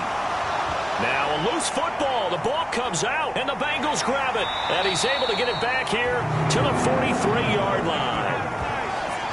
We know he's got the speed to get downfield, Charles, but there's the negative side. A little loose with the football that time. And that's normal, especially when you have his type of talents, because you feel like you're into the open field and maybe you don't feel the people who are around you or closing in. All quarterbacks have to do extra ball security drills with the way the game's played now, because defenses, they attack the football as much as they attack the runner. The Cincy offense about ready to go here on their next drive. And it's only November, but the playoffs, we know how it works. They'll be here before you know it. If it ended today, they would be the #1 seed. And that's a great spot to be in, but I love the phrase, if it ended today. And I'll guarantee you, that's what they've discussed in their locker room, in their meeting rooms. Yeah, we know where we'd be if it ended today, but we also know it's not ending today. Right. So they've got to continue to play the type of ball that put them in the spot where they're #1 in their conference. So second down, still 10 yards to go. Ball on the 43.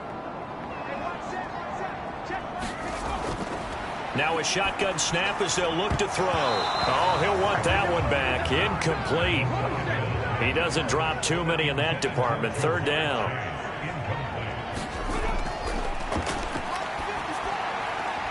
Completing it to the right side, Johnson.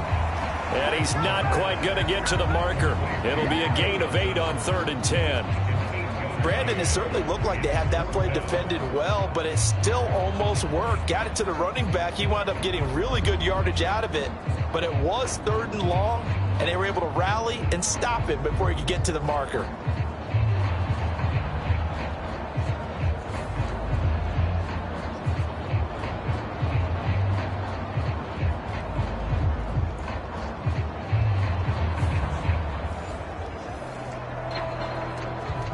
Here's Brad Robbins now.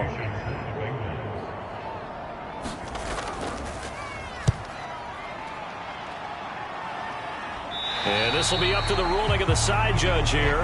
He says it crossed out of bounds at the 16-yard line. Here's the Buffalo offense now as they get set to take over here. And last drive, obviously not what you're looking for. You've got the lead. You got to protect the football. So in other words, someone got lucky because they've been moving the ball really well and wearing them down. In this case, though, giving up the football doesn't make them very happy. They can't wait to get back out there and atone for it. Yeah, try to atone for it here on this drive.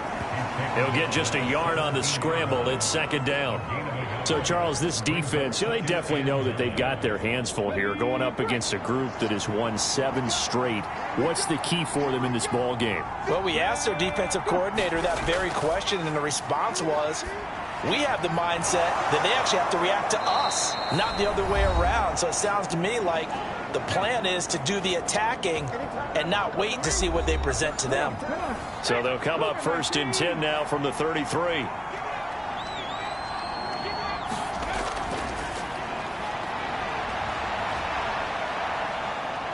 And he'll be brought down right around the 37. Here's 2nd and 5 now from the 37. Setting up the screen, Harris. And they will only muster a yard here to the 38. Boy, that was certainly well-read defensively. And the key to any screenplay is space to work. And there was none to be found there. And they tackle it for just a short gain. And this is going to be incomplete. On 4th down, here's Sam Martin on to kick it away. His first punt, 48 yards. This one looks equally as good. So just a 3-yard return following a punt of 45. And the Bengals will take over here 1st and 10. The offense takes the field, and we turn our attention to Saquon Barkley. Those are his numbers through roughly the first half of the season, and given that, you'd have to think he's on pace for a 1,000-yard campaign. Steady as he goes, steady goes the offense. But you know what else is happening, too, because they are a team now recognized with the ability to run the football. You've got to be able to throw better now, right? Better throwing lanes, better opportunities for the guys downfield, maybe more one-on-one coverage, which you should be able to beat easier. Yeah, he's establishing not just a tone, but an identity for his team. And that's a discussion we had a couple days ago in the team meetings, talking about this running game, opening up the passing game. We'll see if that continues to happen.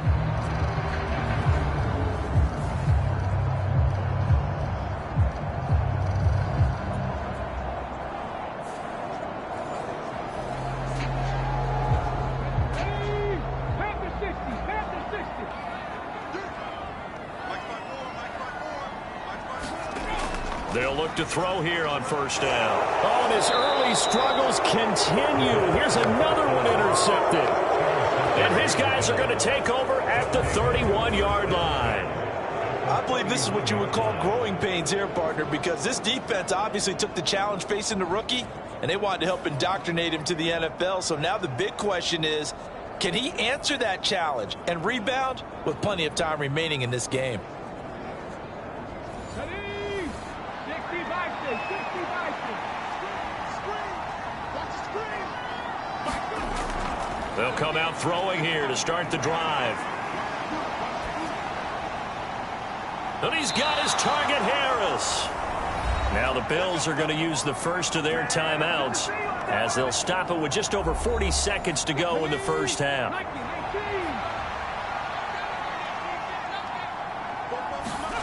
They'll drop to throw. And they're into the end zone, but it's not verified yet. Hold on, there is a flag down.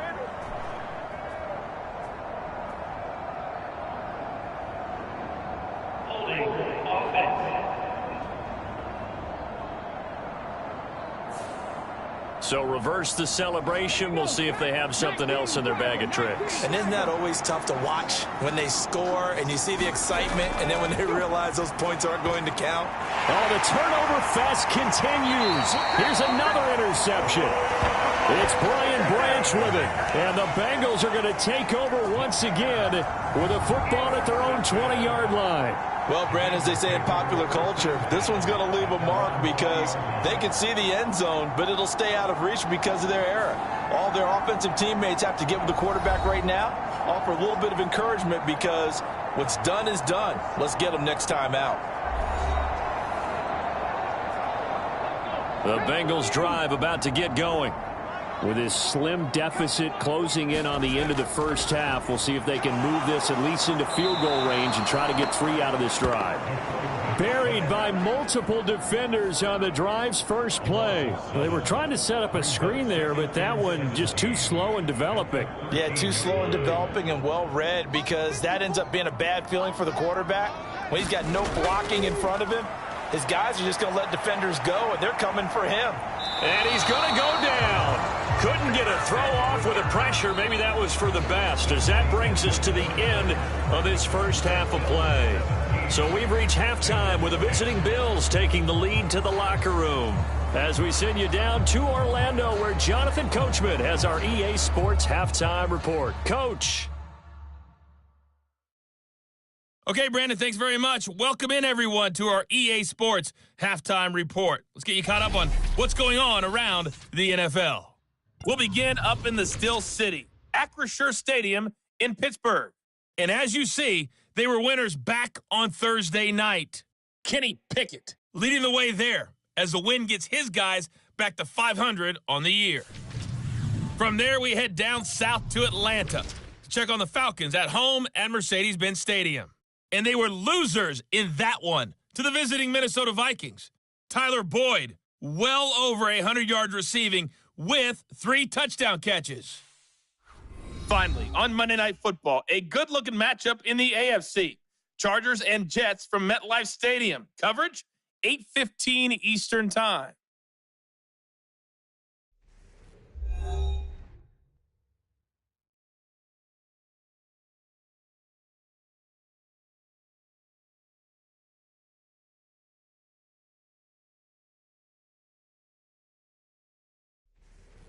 All right, Coach, thanks. Yeah, both teams likely to make some changes in what's been a closely fought battle to this point.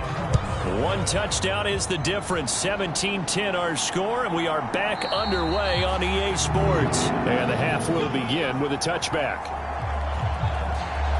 The Bengal offense now with a football first here to begin quarter number 3.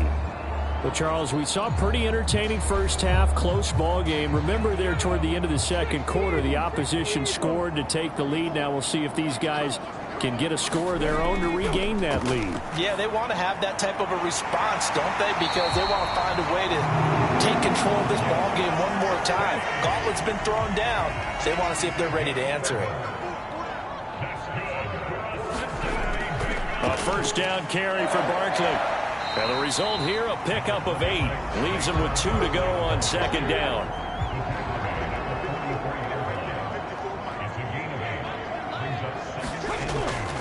They'll go to Barkley again. On a determined run there as he's going to take this all the way down near the 40.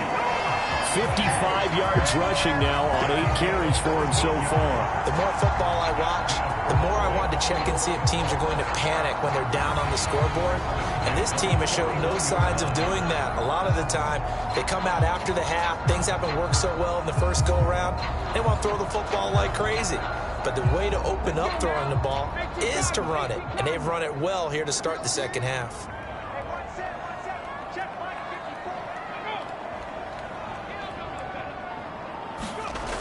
They'll look to throw now on first down. Over the middle, that's caught by Chase. That's good. The completion there for 7 yards, and that will bring up second down. Higgins goes in motion right. They'll get it forward to him on the touch pass. And Higgins is going to have a Bengals first down as he'll get this down to the 30-yard line. So 1st and 10 now from the 30. They go back to the ground now with Barkley. And he's got it down to the 28. Brandon, you're a big lover of music. How about what you just saw there? This is what I call playing the piano for a defensive lineman. The ability to move laterally up and down the line of scrimmage. How about the way he just flowed and got to the outside part of the field and made that play? And he's going to be intercepted for the 3rd time thus far. Tre'Davious White with a pick. And the Bills will take over here just shy of the 30. So it was a drive that had real promise here to begin the 3rd quarter, but ultimately derailed by the INT. And that was the position you wanted to be in. Coming out to start this 3rd quarter, get a nice drive going, looking for the end zone. Possibly got a little bit too greedy right there. So here's the Bills offense now. They get ready for their first possession of the second half. And their defense just helped them out by getting the football back on the opening drive here in the second half. And now can the offense follow through with points on their first possession? And that's a big one for them because after the work the defense has done, they've got a chance here to open up this lead. So the completion results there in 9 yards. And they'll have a 2nd and 1 forthcoming. On the give, this is Harris. And he'll get it out near the 40 to the 39.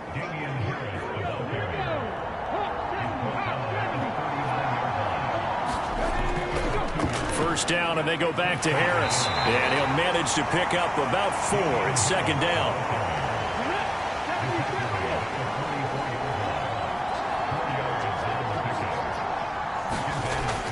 Back to throw. That's complete to Justin Jefferson. And he's brought down. That his first catch so far. They've held him under wraps, but he's got a first down there. If you're going to blitz, likely going to leave you in man coverage with this guy, and that is less than ideal. It is because just about any offense that has an elite receiver, if you blitz and have him in man coverage, you're going to him, even if he has an elite defender on him, because he usually knows where the ball is before the defender does. So not quite a first down just yet as they come up on 2nd and less than a yard. On play action, they'll throw.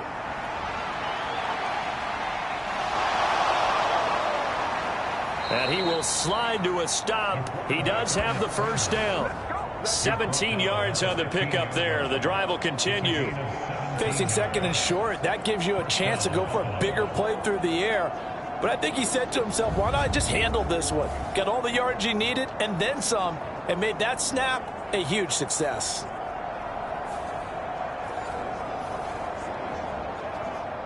Line of scrimmage, the 15. It's 1st and 10. They'll look to throw.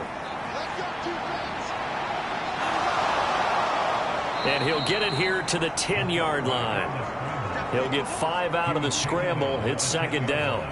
His running ability has been an extra dimension of their game plan thus far. For once, though, he doesn't create any magic against the front that's prepared for him to try and take off. And they will not get the connection there. It's incomplete. They'll break the huddle and come up on the 9th play of this drive, needing 5 yards on 3rd down. They'll set up to throw. And he can't get rid of it. He's taken down. Max Crosby, his second sack of the night. They've been moving the ball well offensively, really getting into a groove. Last play, pass completion. Now, finally, the defense gets there. And you have to find a way to disrupt their rhythm. Do you do it with coverage, or do you do it with pressure? They elected to go with pressure, and it was the right call.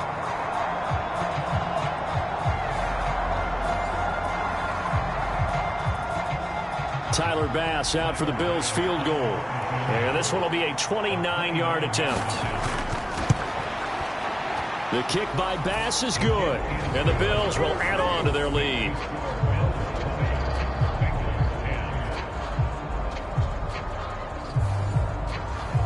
Whatever was said in the locker room during the break must have worked. They forced the turnover. They didn't get the touchdown, Charles, but it does translate into 3 points to begin this second half. Exactly as they discussed in the locker room at halftime. Get some points to get things kick-started. Now start your half off with some momentum. Gives you something to build on for your next possession. Now the Cincinnati offense ready to see what they can do here. And with 3 interceptions thrown already, we'll see. Do they rely more on the ground game here? They may have to change things offensively to try and settle things down, not just for the guy throwing the ball, but for the rest of the offensive unit, because their confidence has to be shaken a little bit. And you just want... Oh, a leap, and he will make the catch. A big play there for Cincinnati. 41 yards. There's no doubt in my mind that not many guys in this league have had the impact that he's had here in the first half of the season. He's been a big play guy from the word go and continues to be one with another one right there. So that changes things a bit. Here's a 1st and 10 all the way down at the 35. Now they'll throw here out of the gun. And that's going to be incomplete. Too tough to hold on to that one. It's 2nd down.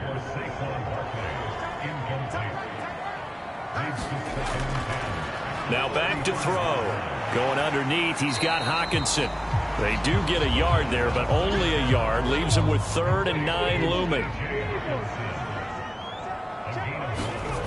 Back to throw again. Open man is Chase, complete. And he's got a 1st down as a tackle made at the Bills' 24-yard line. The Bengals passing game finding a rhythm. They've got another 1st. That's the number 2 receiver in the NFL in terms of yardage. And tell you what, a few more plays like that, he won't be number 2 for long. Well, that's what often happens when you have competitors running around the field. These guys know where they stand in relationship to yardage, totals, numbers, the whole deal. And let's face it, all of them, they all want to be number 1.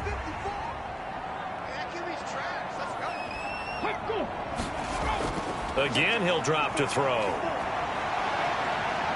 They'll get him to the ground at the 20 following a pickup of 4. The ball resting on the 20. Here's 2nd and 6. They'll set up a throw. And he's wrapped up. Taken down. Back at the 25. Von Miller showing his strength and quickness there. A loss of 4.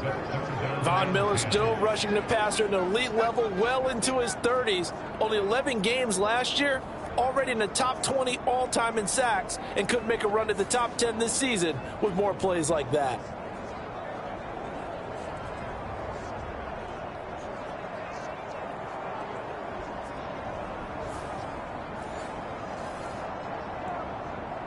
Here comes the 7th play now of this drive as this is 3rd and 10. He'll drop to throw. Staying on his feet.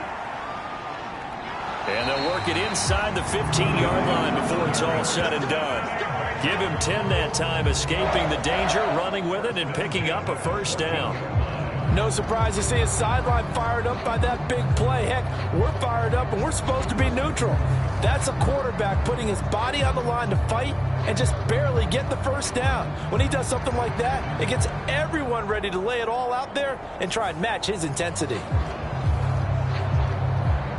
Here's a 1st and 10 at the 14-yard line. They'll bring a receiver in motion right. He's going to get it on the jet sweep. He's taken down at the 7 after a gain of 7. Well, no matter how they phrase it, staying on schedule, staying ahead of the sticks, whatever you want to call it, 7 yards on first down, that fits the bill.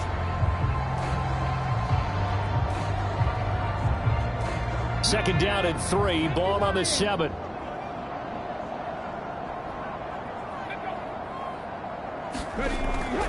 Up the middle with Barkley. And he'll be brought down right on the edge of the goal line at about the 1-yard line. First and goal, and they got to be thinking a chance to get right back into this football game. Barkley is in. Touchdown, Bengals. We're getting set up for what should be a great fourth quarter. This has been a hard-hitting game because both teams have punched and counter-punched equally well. And here's a good finish to this drive, a touchdown run here late in the third quarter.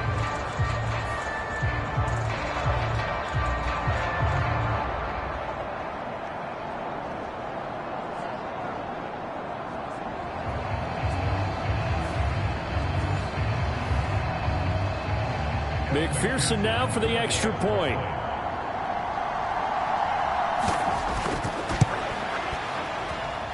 It's up and good, and the lead's now down to 3 at 20-17. So that drive goes a full 80 yards in 10 plays. And it's capped off by a touchdown run from Saquon Barkley. And he'll elect not to return this one, so they'll bring it out to the 25 on the touchback. The Bills come to the line to start their next drive. Their lead down to a field goal now as they start with a 1st and 10. Got a man, that's Trent Sherfield. And he's taken down but able to slip across the 35. 1 quarter remains here on a Sunday night. We'll return with more after this. This is the NFL, and it's on EA Sports. Line of scrimmage, the 37 on 1st and 10. They're going to look to throw. And he'll protect himself at the end here as he winds up getting pretty decent yardage. Nice work to get 7 out of that, and it's 2nd down. Well, he's proven real effective running the football. No one open, don't force it. Just get what you can, and that's what he's done very well in this game. 2nd and 3. Working the middle here, that's complete to Knox, the tight end. And Knox is going to have a Bills first down as he'll get this up to midfield. From the midfield stripe, they'll look to throw. That pass complete to Deontay Hardy. And he is tackled inside the 40, not quite to the 35. The Bills passing game getting them down the field. They've got another first down.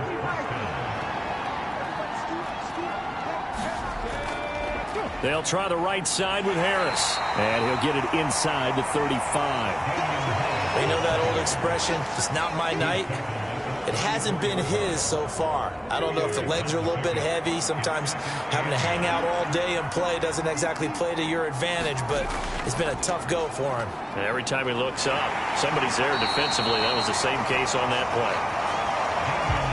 2 runs in a row, but only 2 yards to show for it. On 3rd down, he'll drop to throw. Out to the left, he's got his tight end, Knox. Well, this is going to depend on the spot, but it's not a very generous one. He looks to be about a yard or so short. That'll go for a gain of 7, and that's going to make it 4th down. Tell you what, he's been able to put the ball in some tight spots all game long. That throw, no different. Yeah, a lot of people would call it a gutsy type of a throw. I think he looks at it as, I can do it, so it's not that big of a deal to me, and I'm going to keep firing. Sean McDermott didn't hesitate. They'll go for it on 4th.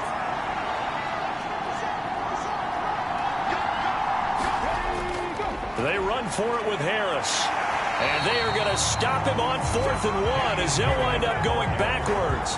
No dice for Sean McDermott and the offense. And the Bengals will get the football back. So that's a decision that could loom pretty large here. They go for it on 4th down, but come up empty. But I actually like the call, and the reason? It shows me a head coach has faith in his team overall. First, on the offensive side, thinking they can pick it up, but also knowing that he has faith in his defense that if they don't, they'll go out there and stop them. I like the confidence he showed. They'll try the right side here. Barkley. That's going to wind up a loss of a full 3 yards on first down.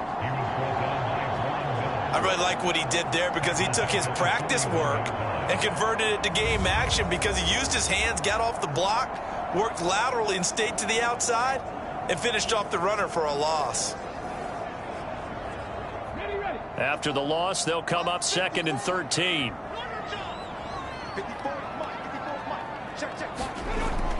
He'll look to throw.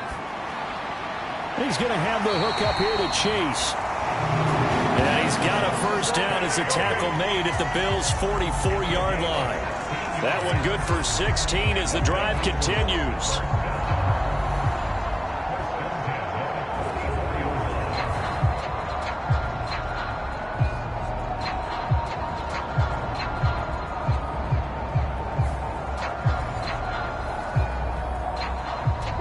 So 1st and 10 now in Buffalo territory at the 44-yard line.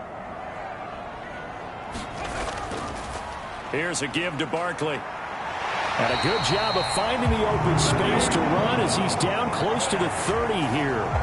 74 yards rushing now for Barkley. It's a first down. They're making it look easy out there. Another first down. So far on this drive, let me do this little bit of math here.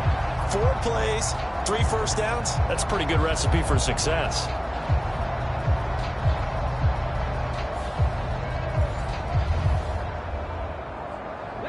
Line of scrimmage, the 31 now on 1st and 10. Again, it's Barkley. And he'll be a little shy of the 25 here at the 26-yard line. 5 yards on the carry. Good pickup on first down. Decided to hand it off that time on the run-pass option. Appeared to be an easy decision. Just gave it inside. Nice steady gain. Now 2nd and 5.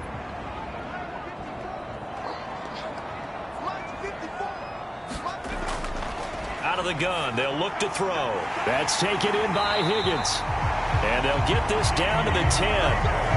That one good for 17 yards, and now they've got it 1st and goal. Great mix of play calling so far. 3 runs, 3 passes. All 3 passes have been completions. 1st and goal. I think on defense now, you have to almost take a chance. Rely on your scouting.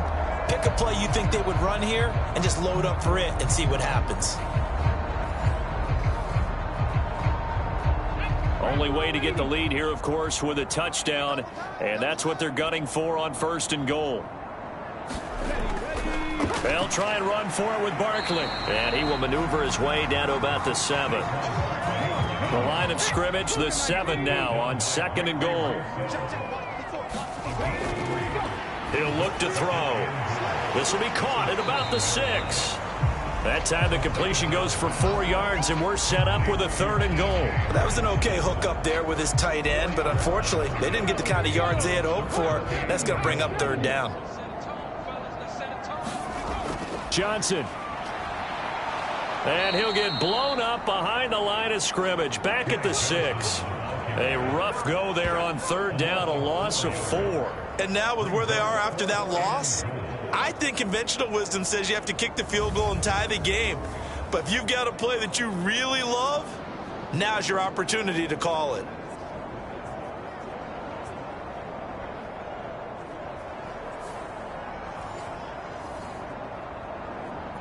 So a pressure spot here for Evan McPherson. From the right hash, and this one just a chippy.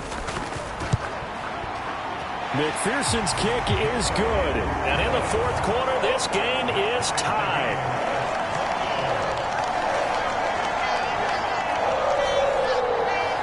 Well, you talk about clutch. That one was right down Broadway, and this game's all even here in the 4th. Yeah, he didn't leave any doubt, did he? Good snap, good hold, dead center. Almost like a big-time golfer in a major, firing at a pin from the fairway, trying to win the tournament going down the stretch. And they'll get him down right around the 25, actually the 26 officially, so a net gain of 1 there. The Bills offense coming out, ready to take over. And we essentially have a brand new ball game. After that last field goal has tied us all up, we brace for what should be an exciting rest of this 4th quarter. They'll try and start this drive in the air. He's got this one complete to Sherfield. And down he goes, but he takes it up to the 40. First down yardage on the first play of the drive, 14 yards. Now that was pretty. They executed that curl route versus zone coverage, and that changes things a little bit because against man, it's often a tight curl, tight, sharply run route. Against zone, you're just looking for that open spot, that dead area, so you may curl it a little bit wider just to get to that place. And usually a tight window. He fired a bullet in there for the completion. Oh, a strip! The ball comes out, and the Bengals grab it. And they take possession of the football and have it at the 36-yard line. Well, so much for the 4-minute offense. They were trying to reduce the clock, get in position to win the game, and leave no time for them to come back and catch them. And guess what? They turned the ball over. Yeah, I mean, they had it all set up for themselves, and they let it get away. Cincinnati set to take over once again. The fumble recovery certainly has put them in the driver's seat. 1st and 10, all tied here in the 4th. Forced out to his left. And he'll be brought down on the 30-yard line after a gain of 6. And the ball on the 30, here's 2nd and 4.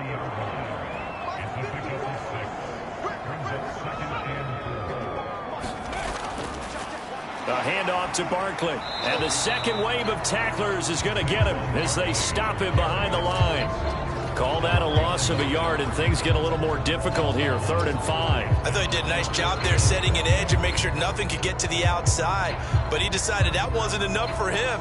Worked his way back inside and made the tackle on the ball carrier.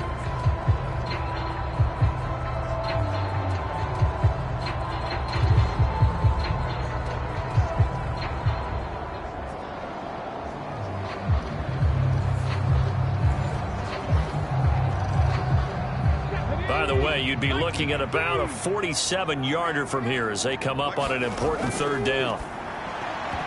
And this one incomplete.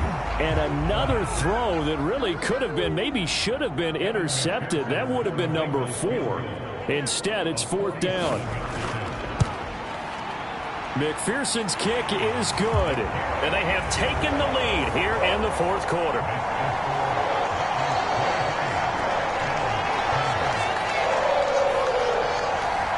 So the drive here ends with a field goal. It does give them the lead, but this one's still certainly a long ways from over. It definitely puts a lot of pressure on your defense to hold the lead, right? They're happy to have it and happy to be out there trying to do so. But I know as a former player, in the back of their mind, they're thinking, why don't you score the touchdown and seal this thing? So the Bills now down 23-20, 2:24 to go. Their long win streak in great peril as they come up 1st and 10.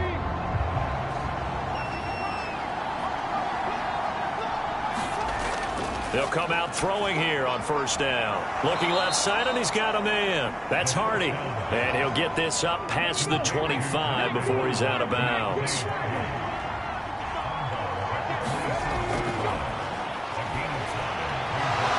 Now he dumps this off over the middle. Well, that was a pretty favorable situation there. What would you call that? 2nd and manageable? Smart play, too. Didn't force it downfield when he didn't have it. Just checked it down, let him get the 1st down, and that's exactly what he did. On 1st down, he'll drop to throw. To the sideline and incomplete. Another try, 2nd and 10 now.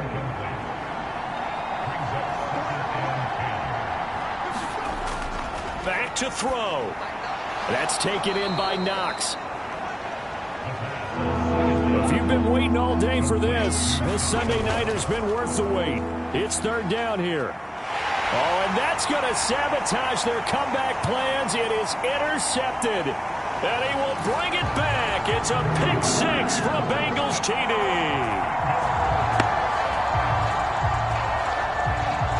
And so much for the game-winning 2-minute drive. I think that interception return there pretty much seals the deal. And one thing to keep in mind, in this situation with the score that close, defense isn't backing off and just giving you easy throws. They're playing aggressively as well, and they end up picking that one off and sealing the deal for themselves. McPherson on for the point after.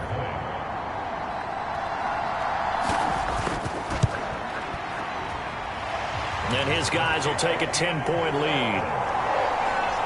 A heck of a play there defensively, getting the interception, navigating his way into the end zone for the touchdown. So they throw the pick six. They'll get another shot at it now as this one's in the air. And from the end zone, Deontay Hardy will bring it out. And ultimately cannot get this out to the 25-yard line as he's dropped it to 23. And now out come the Bills. They are looking to make a bit of a 180. They are sputtering right now. And frankly, I think it's time to call your playmakers together and say, all right, guys, we're going to lean on you through this patch. We need you to get us back on track and get us going in the right direction. So you're calling plays geared to them. Not necessarily what you look at your plays, oh, this hurts the defense. I want the ball in the hands of X, Y, and Z and see if we can move forward. So don't get too cute. Go to the playmakers. And able to get this one across the 45 before he's brought down. Back to throw now on first down. And that is incomplete. Limited time left on the clock after that incompletion, so I think both sides are going to savor every second to prepare before the next snap. Because once the ball's in motion, it may be a nonstop push to finish this drive off. Everyone better be on the same page right now because I think they're going to try and get several. And this is intercepted, and that should do it. It's Brian Branch with it.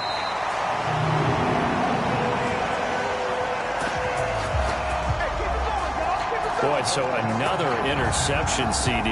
It feels like he's starting to unravel a little bit. And as you would expect, still a work in progress here in his second season. He has to start ironing out some of these mistakes, though, because now his head coach, his offensive coaches, they have to evaluate whether you keep playing him and let him work through it, or you start thinking about going to his backup. We got to have two hands on the football here as they run on first down. Now the Bills are going to use the first of their timeouts as they stop it here with just under 40 seconds to go in the game. Second down and 6 now from the 26. They stay on the ground. This time it's Johnson. And not much of a hole there as he gets it down to about the 24-yard line. Now the Bills will use the second of their timeouts as it'll come with 36 seconds to go in half number 2. On third down, Barkley. And he's brought down short. 2 yards there, needed 4. The Bills are going to go ahead and use their final timeout as they'll stop it with a little over 30 ticks to go in the football game.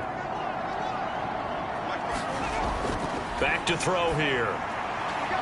He's got his target. That's complete. And he will have the Bengals first down. And it's celebration time on that sideline. And they've earned it.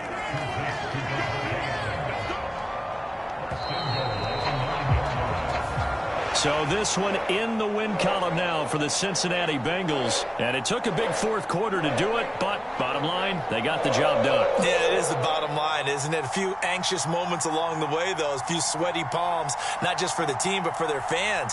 As you mentioned, down going into the fourth quarter. How about the rally? How about the comeback? Getting it done on both sides of the ball, holding them when they needed to, and finding ways to get points when they had the football. So for Cincinnati, they continue to cruise as they move to 8-0 now on the campaign. And they'll get to stay home again next week. Meanwhile, for Buffalo, it's just their second loss so far to go along with their 7 wins. And they'll get a chance to redeem themselves at home next week.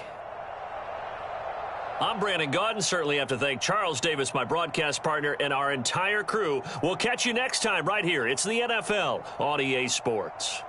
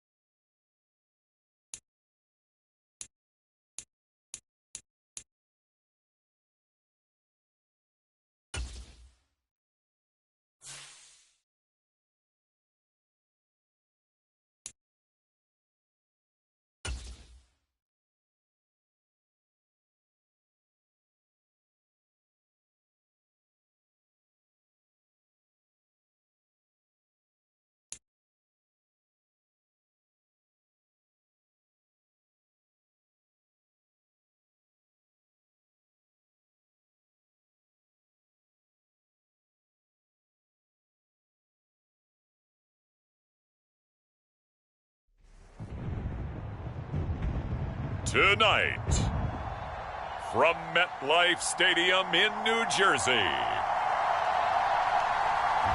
it's Week 9 of the NFL on EA Sports.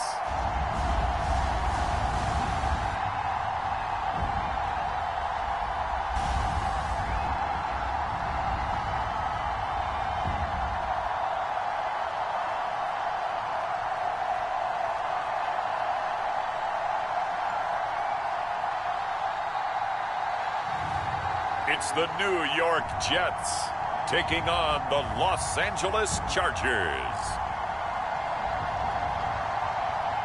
Well, we have a cold night in the Northeast. A bad evening to be without a parka, but we are set for football at MetLife Stadium in East Rutherford, New Jersey. But tonight, it's a good Week 9 matchup here on a Monday night, as it'll be the LA Chargers taking on the New York Jets.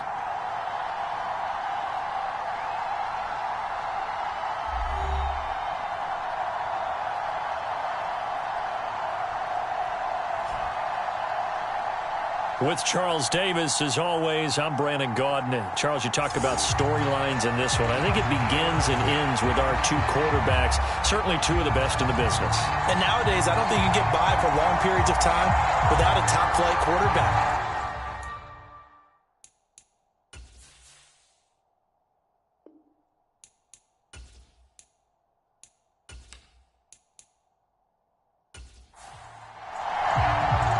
The first 2 months of the regular season down. What will the final two bring us as we're off in Week 9?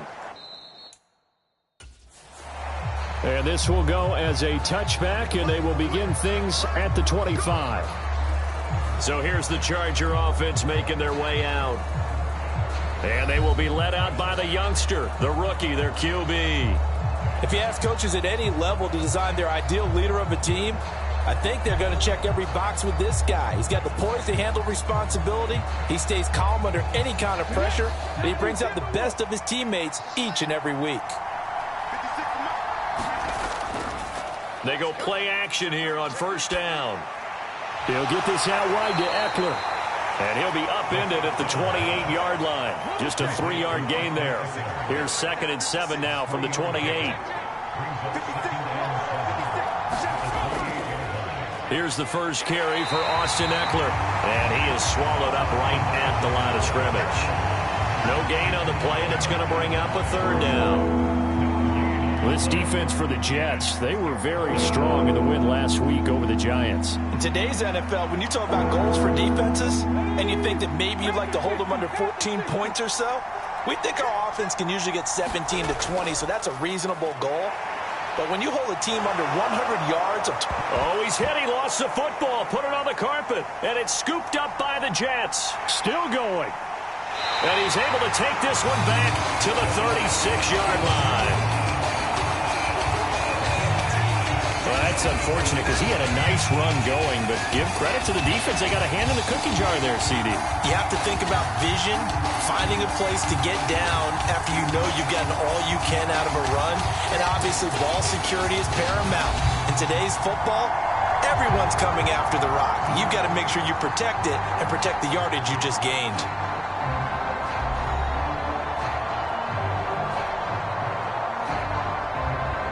So from the 36 now, 1st and 10.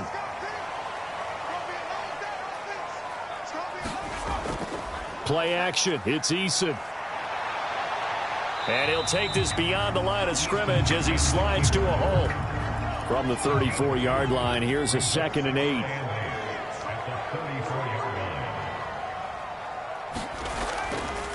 First carry for the Iowa State man, Breece Hall.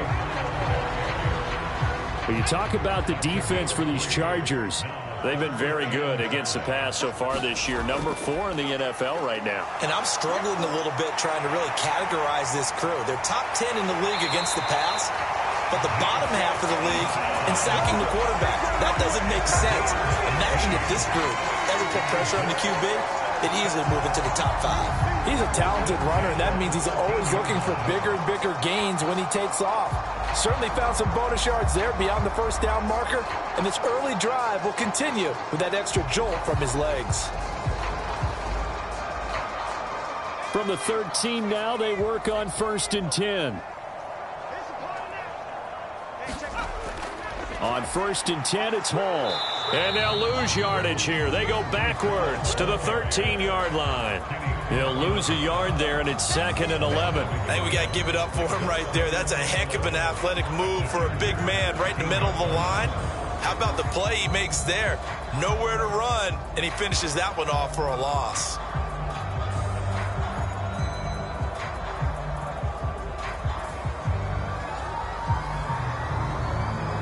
So after the loss of a yard, they'll look to push forward here on 2nd down and 11. From the gun is Eason. And that one off the mark behind him. Incomplete. An incomplete pass on that last play, and that means they'll need to come up with something here on 3rd down. Here's Eason to throw.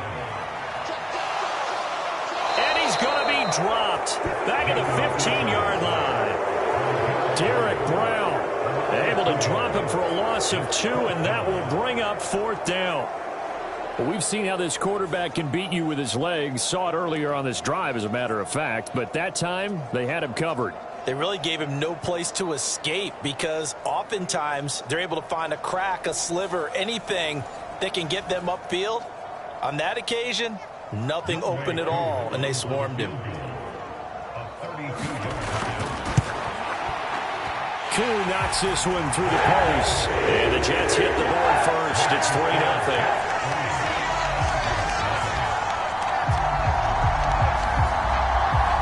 So the defense are able to force their first turnover of the game, and then they add on to that by getting the field goal. And you don't just want to take the ball away from your opponent, partner. You want to make them hurt as well. And if you don't score yourself on defense, turn it over to your offense and have them put points on the board. The Chargers get set to go here for their 2nd drive.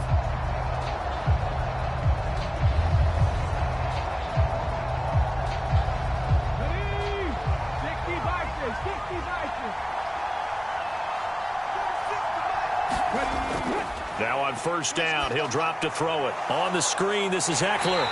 And not much to speak of. Call it a 1-yard gain up to the 26. The last play got just a yard. Here's 2nd and 9 from the 26. Now a shotgun snap as they'll look to throw. That's caught, and it's Eckler again. And he's able to take this one up to the 35-yard line. Ball up to the 35 now as they come up on 1st and 10. Eckler now between the tackles. And the reinforcements come in as they're going to stop him behind the line. Officially, it's a 1-yard loss. That's going to bring up 2nd and 11. When you talk about this Jets defense, in that win last week over the Giants, they were very good. In today's football, there aren't a lot of goals for defenses. But when you hold a team under 100 total yards of offense, yeah, that has to be a goal that was met. Big check mark for them in last week's game.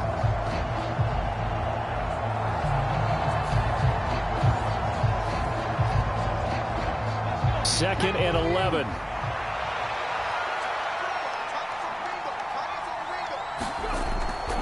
Once more, here's Eckler. And he'll get this up to about the 38-yard line. And the Jets D, they call on a couple extra defensive backs on 3rd. Looking to throw. A nice little juke. And he'll be taken down, but he does have 1st down yardage. It goes as a gain of 9, and it moves the chains. With nowhere to throw it, decided to scramble, and a nice job, CD. Got the yardage that he needed. Yeah, and his teammates are certainly going to appreciate that effort, even if his coaches don't, because they would have wanted him to slide and protect himself.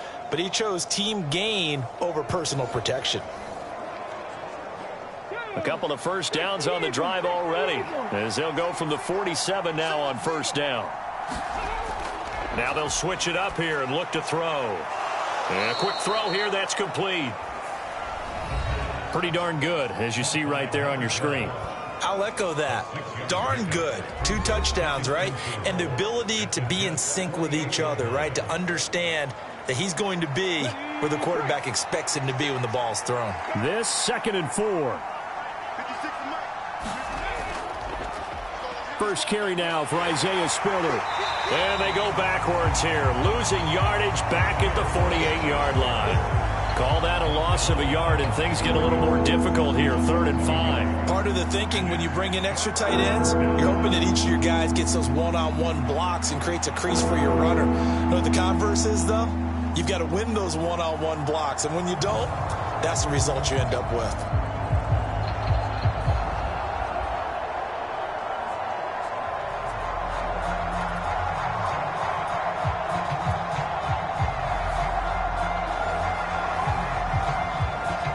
And on 3rd and 5, this will be the 8th play of the drive. They'll look to throw here. And he will not be able to hang on through the contact. It's incomplete. The coverage strong, and now it's 4th down. Cook now on to punt as he gets this one away. 33 yards is the distance on the punt there. And the Jets offense will be backed up to start this drive as they've got it 1st and 10. Back onto the field come the New York Jets for their second drive. And, Charles, if the season ended today, and it's not going to, we still have December left. More football. We're only in November. But they would be a wild card team. And that's great. They'd be in the playoffs, but you know they're trying to bump up to be one of those division leaders. That guarantees you at least one home game in the playoffs, and that's what you're really seeking. But there also isn't much margin for error for this team, right? Because right where they're sitting, a 2-game losing streak could have them out of the playoffs, so they've got to make sure they continue to keep the momentum going. Absolutely. There's some sharks smelling blood in the water behind them. Eason sets to throw it. Work in the middle of the field, and he's got a man complete. And he is going to have a Jets first down, and he's going to have it by plenty. Able to get 8 yards there on 3rd and 2. The Jets at 6-1 now through 7 weeks of the season. And they've certainly found their groove of late. Winners of 5 in a row. And this team is absolutely playing their best football right now. This is the best that we've seen them play in a long time, partner. Sky's the limit as far as they're concerned. Their confidence really soaring. Here's Eason off the play fake. He's brought down at the 34. Call it a gain of 4.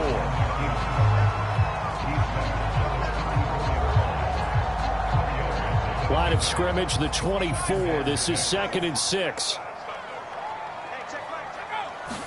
Flag comes in. This might be a free play. And he can't find anywhere to go with it, and he goes down. Offside, defense. And that one was relatively easy to see. I noticed that from up here. Yeah, it doesn't take a whole lot, does it? Sometimes you get multiples. What I always love on these offsides is when each side points at the other. Hey, you did it. No, you did it. They deciphered that one correctly. On 2nd down, a run with Hall. And he is going to be stopped cold behind the line of scrimmage. He winds up giving a yard back there, and now it's 3rd and 2. We all have habits. We can be somewhat predictable, and you know me pretty well on 2nd down and short. What I like to see? Play action. Yeah, without a doubt. I thought that was a great spot to call it. Instead, didn't go their way, did it? No, defense sold out for the run. Worked out well.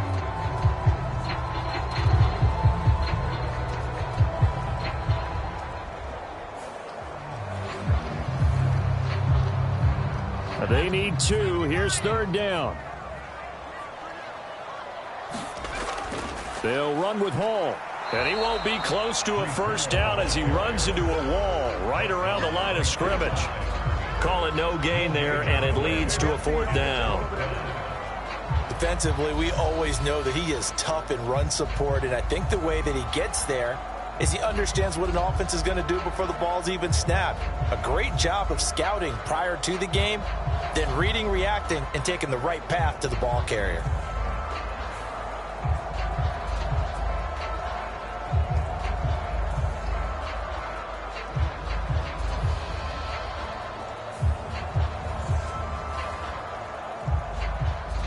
On 4th down, A.J. Cole comes on to punt. He was only asked to punt once in the victory last week as he sends this one away. But fortunately, he's able to recover his own fumble, or that could have been trouble.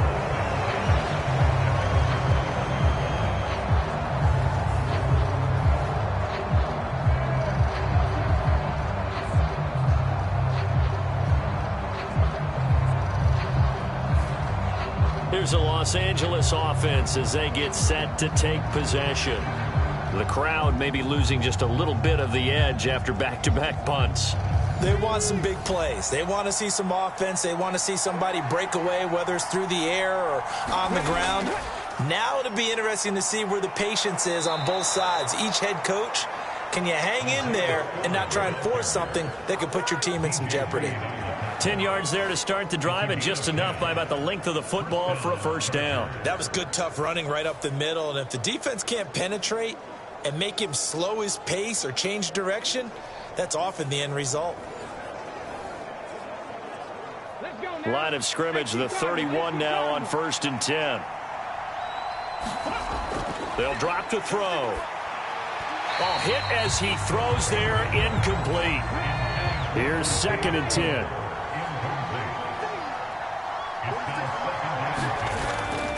Back to throw.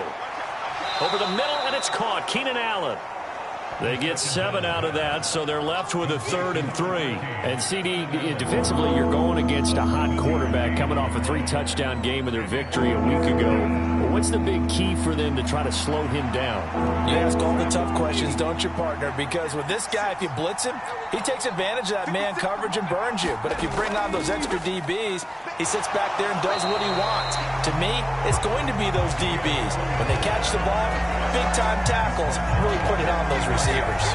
Just a 1-yard gain on the play, and that'll mean a call to the punt team as it's 4th down. 4th and short, partner. I mean, this would be a really risky call. Here we are in the first quarter. On your own side of the field. Own side of the field. But, boy, what a tone setter that would be to go for it and get it, wouldn't it? You're gritty today. I like it. I'm feeling it.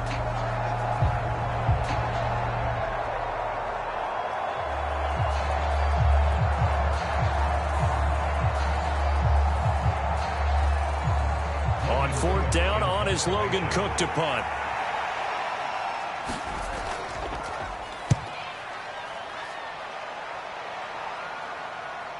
Fielded at the 20.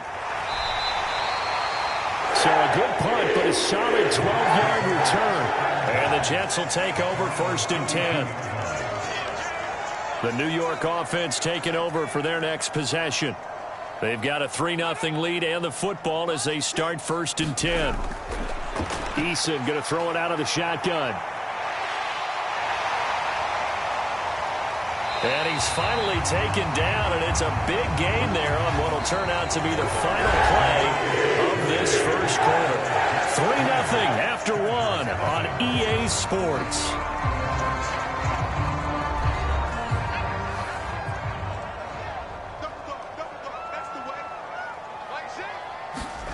First and 10, Eason. And that'll be caught. It's St. Brown. And he gets this one inside the 15, just a yard or two shy of the 10. Big gains in succession. Last one was over 20. This one over 30. Now, we know this offense has the potential to strike quickly, and they just bit off 2 huge plays on back-to-back snaps. So on the other side of the ball, you've got to go Band of Brothers thought process. No one left behind. No pointing fingers, no accusations, because if you don't, those quick strikes we just saw, they become long-lasting. Hall want to give up the middle. And he'll get this one down to about the 10-yard line. They're looking at a 2nd and 8 now from the 10. Now Eason. Pass to the right, and he's got McBride. 2 yards on the pickup there, and it brings up 3rd and 5 now. Got to give credit where it's due. Really nice defense on that play. The pitch and catch was successful, but not any run after it.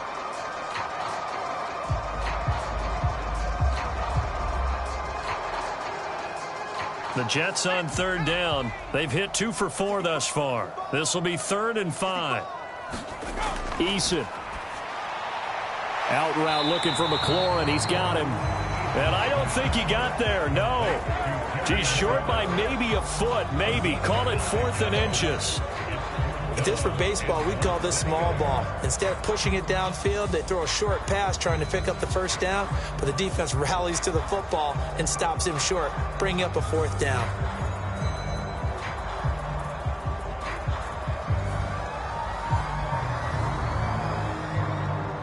Line of scrimmage, the 2. They can still get a first down if they just get a yard out of this on 4th and very short.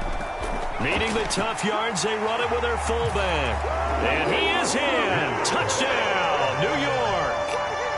Nick Bawden, his second rushing touchdown on the year. And the Jets' decision to go for it pays off with 6 points. And, boy, that was a heavy set. I think they had 3 tight ends out there. The fullback, you knew what they were going to do. Yeah, they weren't trying to fool anybody at all, were they? There was none of this show-you-heavy set, bootleg it out. Nah. Big guys up front, hand it to the big guy in the backfield. Out comes the kicking team here for the extra point.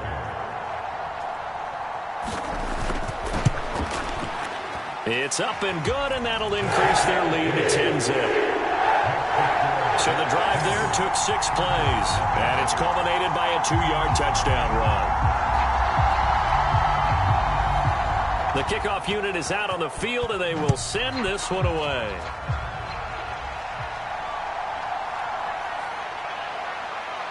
And a nice return sets him up pretty good here right at the 30-yard line. And now out on the field, here comes Los Angeles. And this not an easy situation. You're down early, in the elements, you're on the road. How do you get the mojo back? Well, one thing is to remember that as an offensive player, you have a much better idea of what you're trying to accomplish and where you're trying to go than the defender. So in this case, because you know it, you can make your cuts with a little more decisiveness. Maybe a second fake, some double moves, things of that nature to go ahead and try and put some pressure on the defense. The Jets got solid production from Carl Lawson in year 1 with the team with 7 sacks. They want to be an even bigger presence in year 2 as one of the many playmakers in their strong defense.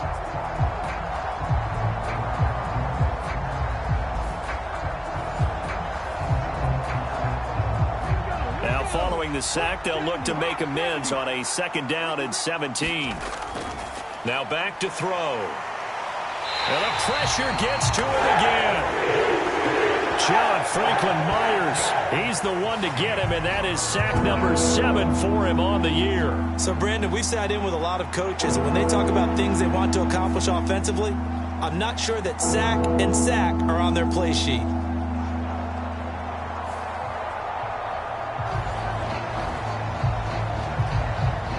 Back-to-back sacks have this place in a frenzy as they line up again 3rd and long now. They'll set up a throw. Eluding the pressure right. And he'll go down just shy of the 25 at the 24-yard line.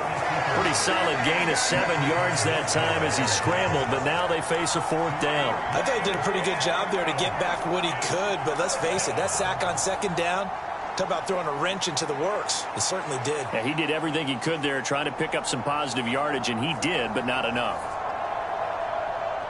Here's Logan Cook now to punt this one away. He's been a busy man here in this first half as he gets it away. Call it 46 yards on the punt, just a single yard on the return as he was covered quickly. And the Jets will take over. So here are the Jets now to take over. Remember, they're riding that 5-game winning streak, and right now in the driver's seat in this ball game as well.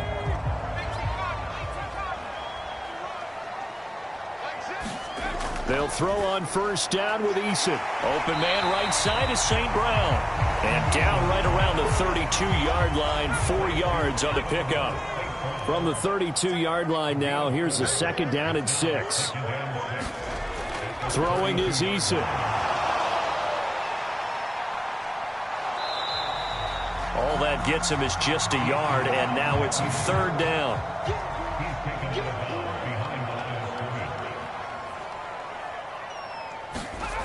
Operating from the gun, Eason. That is caught. And able to get this one across the 45 before he's brought down. 14 yards is the pickup there and a Jet 1st down.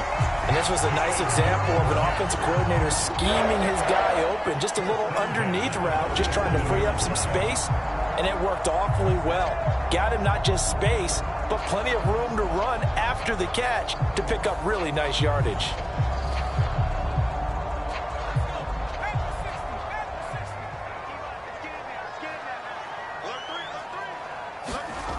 on first down, Jacob Eason. And that's hauled in by St. Brown over the middle. And he's got this down to the 35. Another big hitter there. This one good for 18. That was a fun one to watch right there. A nice in-breaking route. Had plenty of room in the middle of the field. And he was able to get behind the linebackers and grab the completion for a really good pickup.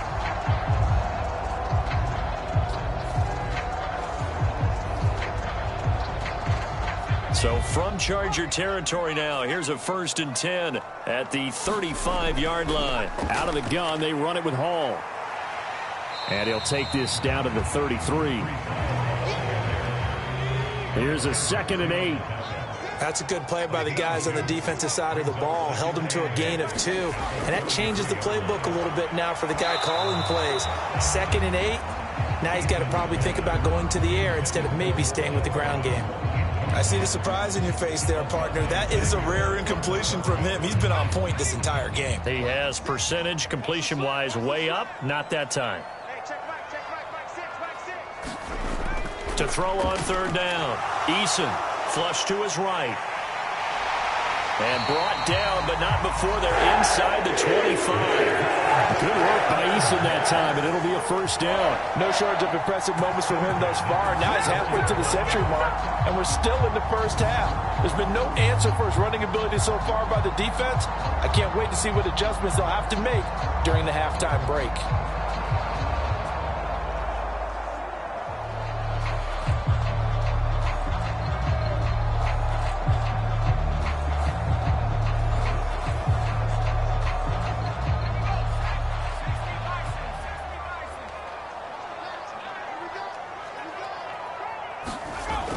Straight ahead is Hall. And he is brought down at the 22 after a gain of 2, and it brings up 2nd down.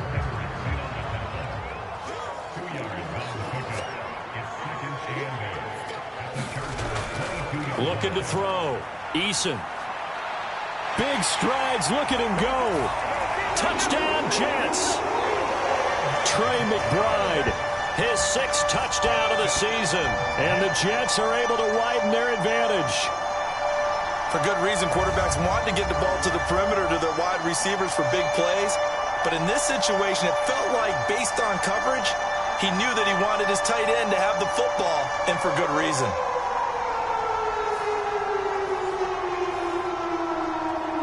Coup now for the point after.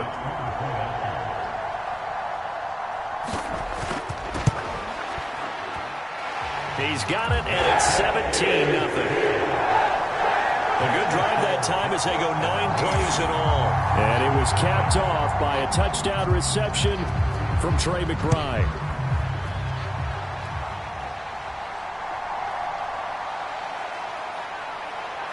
And a nice return sets him up pretty good here right at the 30-yard line. L.A. set to take over again on offense. It hasn't gone particularly well for them. That's obvious. In these conditions, no points so far. They've got to get that offense on track. The question, how do they do it? It is the age-old question, isn't it? And to me, finding a way to make sure your playmakers touch the ball without it being too exotic. Meaning you don't have to go deep down the field. Maybe you hit them on those short passes on the perimeter. Make sure you just turn around and hand it to your best runner and get out of the way. Don't cause any extra stress on your offense. You know what the key to a good screen pass is, don't you? But you're going to tell me good blocking? Well, good blocking eventually. But first is good acting. You want to let the defenders go past you, leak out to whichever side or even in the middle where you want to set up the screen, and then you do your blocking. How about the read, though, by the defensive guys? They weren't fooled at all and actually ran with the lineman to where the play was and smothered it for a loss of yardage. And he'll take this up to the 30, a gain of 4. When you find that kind of yardage, you couldn't be more confident as a ball carrier. And guess what? You're going to go back and tell your offensive coordinator, I'd like to keep carrying it, thank you. The Chargers on 3rd down, just 1 for 5 to this point. This is 3rd and 10. They'll set up to throw. Quick hitter here, it's complete. And he'll be out of bounds across the 30-yard line. Here's Logan Cook now as he's on to punt for the 4th time tonight.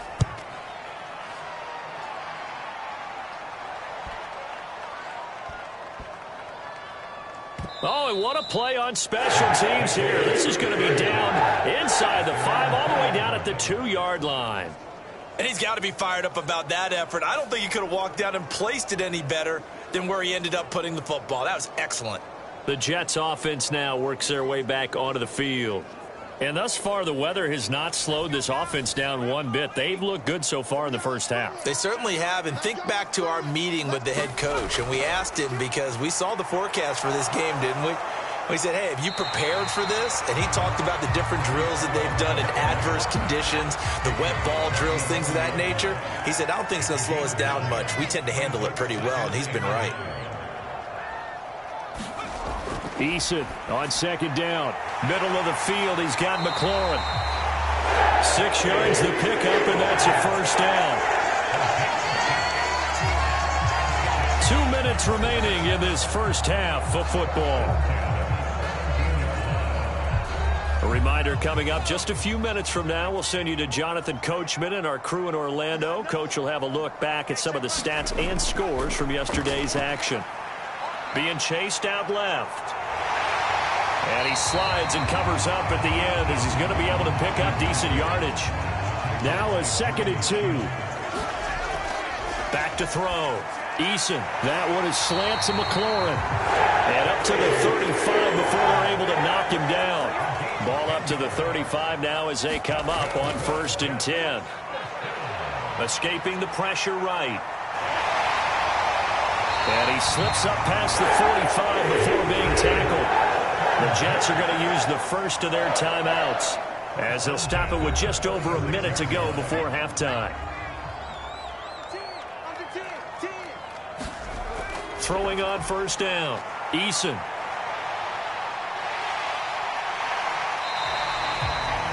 Now the Jets going to use the second of their 3 timeouts as they get the stoppage with a little over 50 seconds to go in the first half. 2nd and 5.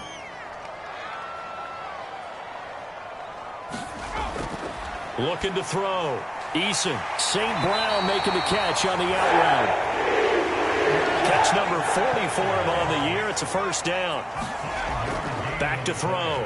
Eason. And he works his way past the line of scrimmage and then slides to a hole.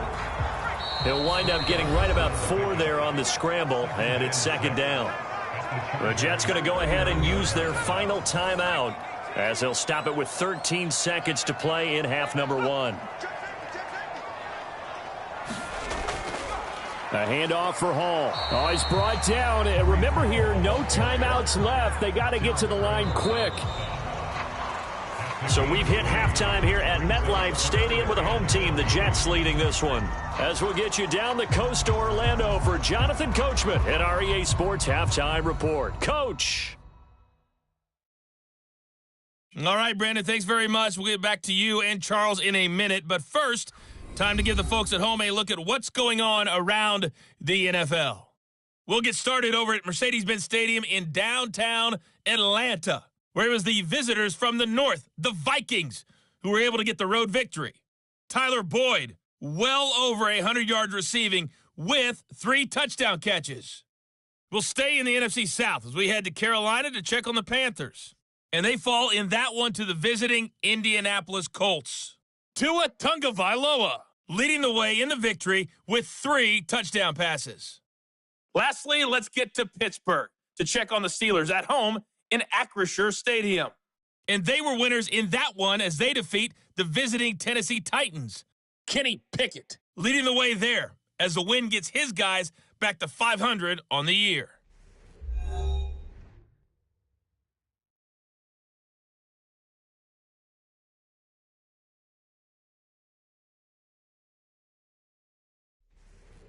All right, Coach, thanks very much. Fine work as always as we welcome you back for quarter number 3. Forecast calling for more of the same. The rain set to continue as we are underway in the second half.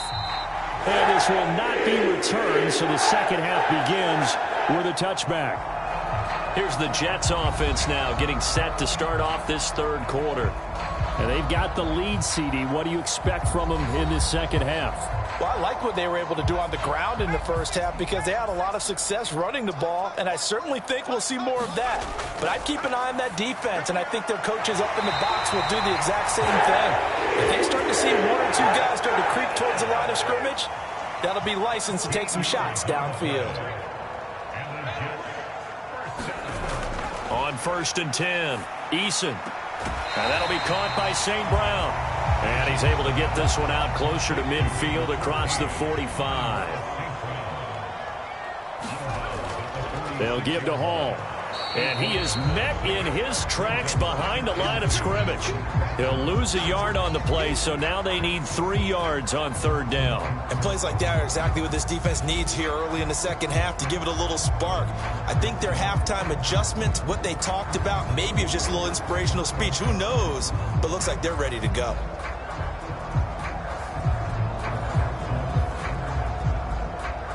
An extra cornerback now in the game for the Chargers here on 3rd. Looking to throw. Eason able to find the open man. That's complete. Down to the 10. And all the way in. Touchdown, New York. Mecole Hardman, 55 yards. As his guys are able to push that lead out a bit further. And nothing too crazy there. A quick slant, and then he just had a seam. He found a seam. And when you hit it on the run like that, and I mean the pass right to the receiver who's already in motion and moving, sometimes he just takes it and runs away from everyone else. And he ran it into the end zone. And the defense, they've got to adjust there quickly. That's tough on them. That's really tough because everything was executed well. Ball was out of his hands quickly, into the hands of the receiver, and then he was gone. Footing always a concern, but the extra point's up and good.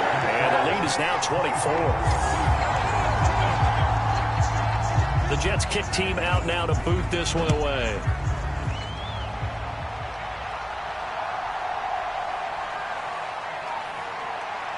And able to take it past the 25 and up to the 28-yard line. Now we'll look at the Chargers offense. They get ready for their first possession of the second half.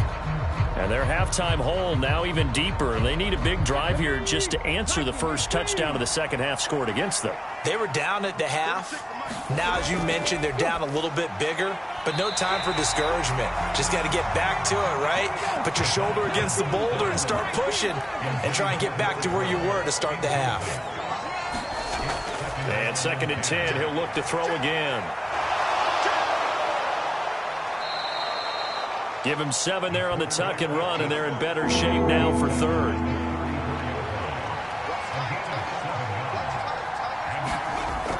They'll look to throw. And this pass broken up. Excellent coverage there on 3rd down, as that was not an easy one to hold on to. So they're forced to punt on 4th as this one's away. This will be fielded at the 17. It's a 45-yard punt and 8 on the return. And it will be 1st and 10 as they take over. And New York set to take the field. This drive here beginning probably with a pair of motivated groups. Remember, the offense scored a touchdown on their last time out, looking to repeat that in Charles's defense. They were very frustrated after giving up 6 the last time on the field. And frankly, it's just a battle of wills in a lot of ways because you know they're both motivated. They both game plan for this drive, and they both have specific outcomes in mind. To me, it just comes down to who can execute better and which side can step up and assert its will over the other. That's a staple of this offense. Drag route to the tight end. Yeah, he was unable to use his size to break off much more yardage after the catch, but still an effective gain nonetheless. Ball on the 30. They'll come up with a 2nd and 5. Back to throw. Eason got St. Brown running the quick slant here. And they get him down, but not before he takes it across the 40-yard line. On 1st down, Eason. He'll go right back to St. Brown. Call it a gain of 6 on the play, and that's going to bring up 2nd down. When you see zone defense and you know you've got a drag route on as your primary call, you've got to be really careful as a passer about how far you let your guy go because he might wander into some tough coverage. Eason's throw into the hands of McLaurin. His 5th catch tonight, and it's good for a first down. This has to go down as one of the simpler routes in the playbook, but oh so effective. Nice completion there. Keeps the sticks moving. They'll stick with the passing game as he looks to throw. Flushed out right. Nice work to get 7 out of that, and it's 2nd down.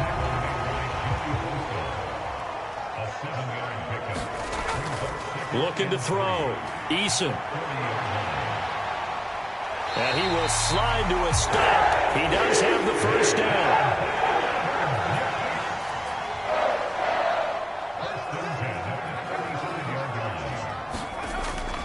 They go play action with Eason. And he can't find a receiver, and he's brought down.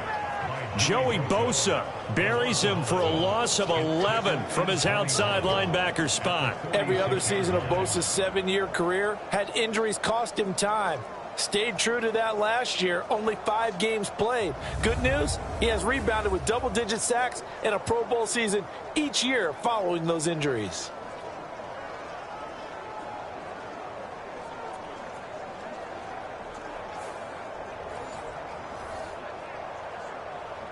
Now they're in some hot water now. After that sack, it's 2nd and 21. Off the play fake. Eason. No, bottled up. Fumble. It's out. It's loose. And this is recovered by the Chargers. So he went out of the pocket left, and then things got dicey. And what often happens is when they get outside, they want to keep their eyes downfield in order to try and complete a pass. But when they try to make a play, they've got to get their footwork involved, and that can really mess them up as well. And in this case, nothing went right, and the ball got knocked free. They've got good starting field position as they come up here 1st and 10, just shy of midfield at the 48. A handoff to Spiller to begin the drive. And he maneuvers up the middle for 3, and it's 2nd down. From just across the midfield stripe, here's 2nd down at 7. They're going to look to throw. A little short pass. This is Everett. So give him 2 yards there on the completion, and it brings up 3rd and 5 now. Oh, it's time to give a little credit there to the defense. They played that very well because it was a drag route, and he ran a little shallower than normal as he worked straight across the field. He was hoping he'd get lost behind the defensive line, but once he made the catch, nowhere to turn upfield and gain any yardage. And he is going to have the Chargers first down as they're able to get the 3rd down conversion. Brandon, you know I'm all about quarterbacks protecting themselves, but I have to admit it, I liked what I just saw there. That rookie wasn't afraid of absorbing a big hit. Now, you don't want to see him taking those shots all game long, but he picked up the first down, kept fighting for yards, and was willing to embrace some contact to keep the play moving.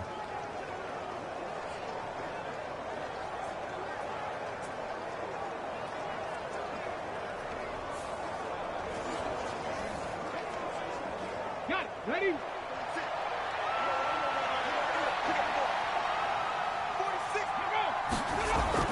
On 1st and 10 is Spiller. And down inside the 15, shy of the 10. Another good gain. That's now 35 yards combined on those last 2 plays. And they really needed to get something going, didn't they? They had punted on the last 2 possessions. The running game starting to come to the front for them, providing a nice pickup there to keep this drive going.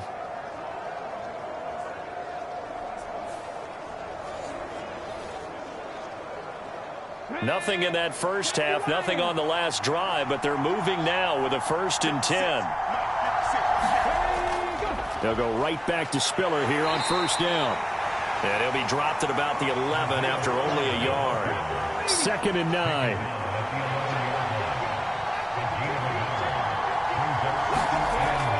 He'll look to throw. This is caught. Touchdown, Chargers. Keenan Allen. An 11-yard touchdown. And the Chargers get a bit closer.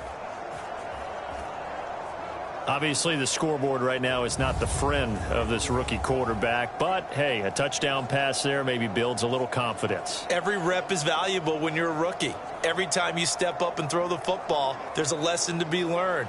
Yeah, he took advantage of a little bit of loose coverage there with the lead. but at the same time, got it done.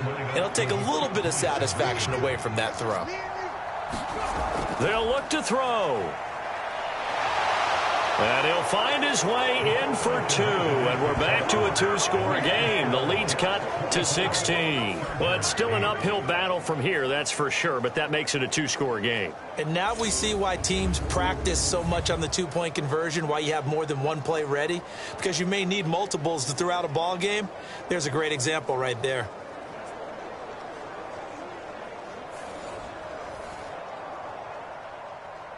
After the touchdown, Cook now to kick this one away.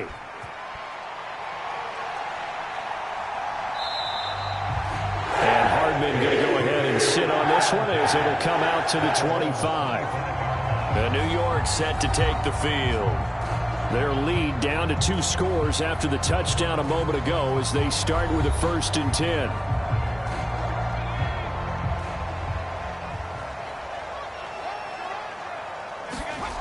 Throwing to start the drive. Eason. And he's going to have to eat this one as down he goes.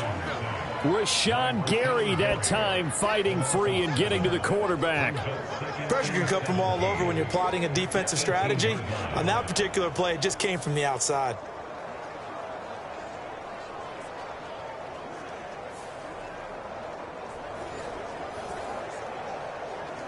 Pass protection has been a problem all night long as they come up facing 2nd and a bundle. Another try after the first down sack. Eason. So the completion good for 7 there. And that brings up 3rd and a full 10 yards.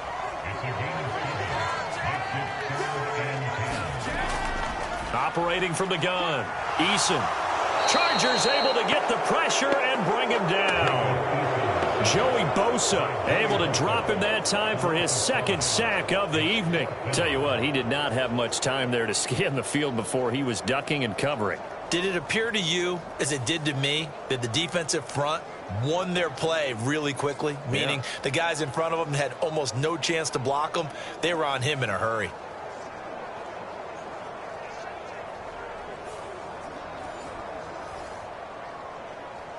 Here's A.J. Cole now as the drive goes backwards, so he's on to punt it away.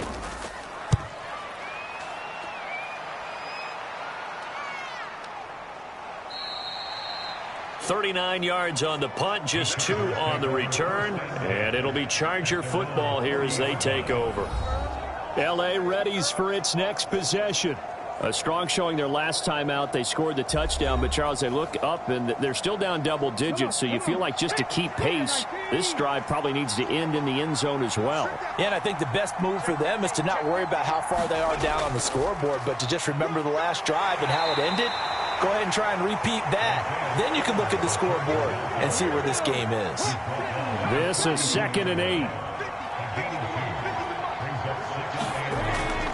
Right back to Spiller on 2nd down. And very little daylight there. They'll get a couple up to the 44. 2 yards on the first down carry, and then followed up by 2 yards on the second down carry. Well, that's definitely not going to be enough to get the job done. Wasn't the expression 3 yards in a cloud of dust? Now they're going to need 6 on 3rd down to keep the drive going. And he is brought down, but not before reaching the 30. Big yardage there on the scramble. It gets him a first down. He certainly isn't looking at the scoreboard out there because, to me, all he's concerned about is analyzing the field and making most of the time left in this game. Deficit's still there, but he's starting to hit them with some big plays.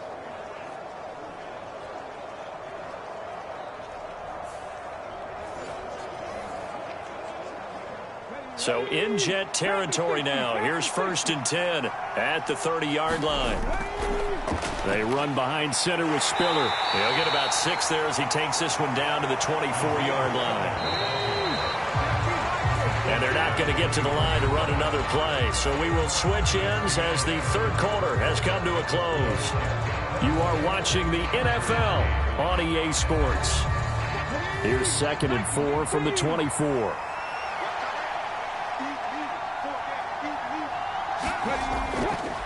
Back to throw here. Throwing quickly there, but it's incomplete. The offense on third down tonight, they've converted a third of their opportunities, 3 for 9. This is 3rd and 4. He had a man open, but he missed him, and it's incomplete. Well, the other day they told us when we've got 3rd and 5 or less, we have to be able to convert. And I guess every team would say that, Charles, but an opportunity missed there. What they were trying to tell us is they believe it's a matchup game at that point. And they liked some matchups that they had, thought they could exploit them, unable to do so on that play.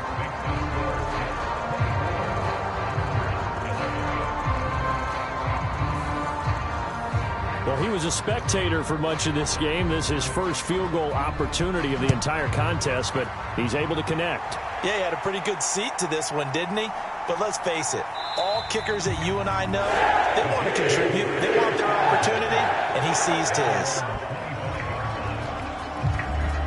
Back on offense, New York gets set to take over.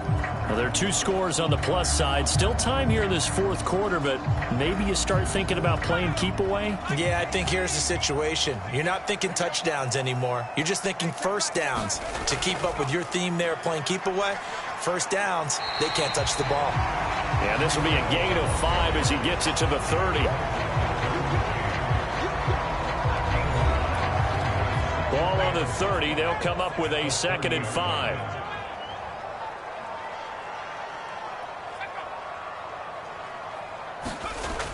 Operating from the gun. Eason. Oh, now he's stripped. He lost the football. And picked up by the Chargers. And they'll start with great field position at the 41-yard line. Well, that takeaway, partner, right there, that's a combination of coaching, execution, and absolute belief. Because a lot of guys will look at the scoreboard and go, this thing's pretty well done. But they still thought to themselves, if we could make a play, we give our teammates a chance to win it. And that's exactly what they did.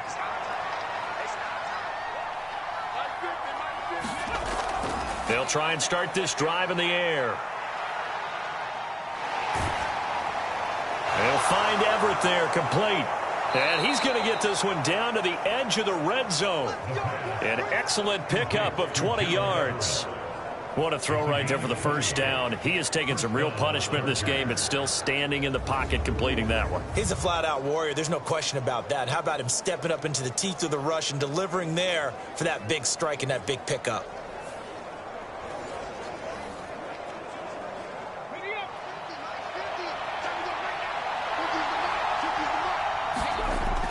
On first down, he'll drop to throw. Working the middle here. That's complete to Everett, the tight end. Here's a 2nd and 5.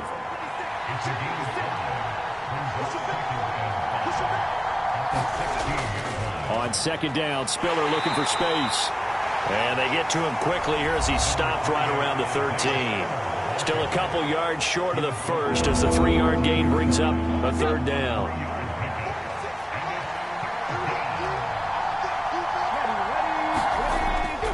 He'll look to throw. He gets this out to Spiller. So he'll be stopped here for no gain. And that'll bring up 4th down.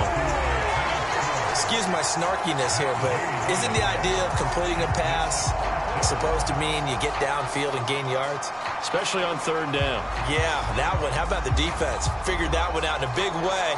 Yeah, they completed it all right and lost yardage.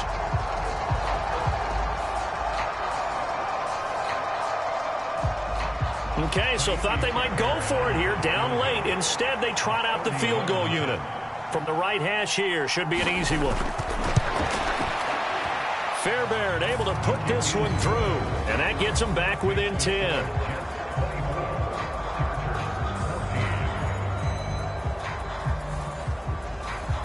Well, certainly happy they were able to force the fumble, Charles, but wish they would have gotten in the end zone, only getting 3 points there and still facing the second-half deficit. And they also will understand it's going to be a whole lot tougher to force another turnover the rest of the game because that offense, they're going to be all about ball security from here on out. So out now come the Jets. And a fumble last time. Ball security. Talk about it all the time in the National Football League. They've got to be better at it on this drive. Don't you think that when every team gets together for the first time, I don't care if it's OTAs, mini camps, first day of camp in the regular season, ball security comes up about, what, the second sentence of the coach's address? And those are so many drills focus on that. All the time, and they do drills to make it even tougher to simulate game situations. Doesn't always work out, though. That sack by the DN, Danico Autry. Well, collectively as a defense, Charles, I think if you get 4 sacks a game, you're feeling really good. Now they have 6 as a unit. And that type of a number, it's just staggering because there's so many ways to try and counteract it. But in this case, they've got no answers for this unrelenting pressure coming at their quarterback. Pass protection has been a problem all night long as they come up facing second and a bundle. Here's Eason to throw. And he's going to go down again. Joey Bosa bringing the pressure yet again. That's his 3rd sack here tonight. This offensive line flat out cannot handle this pass rush. We've seen it demonstrated time and time again to the tune of 7 sacks in this game thus far.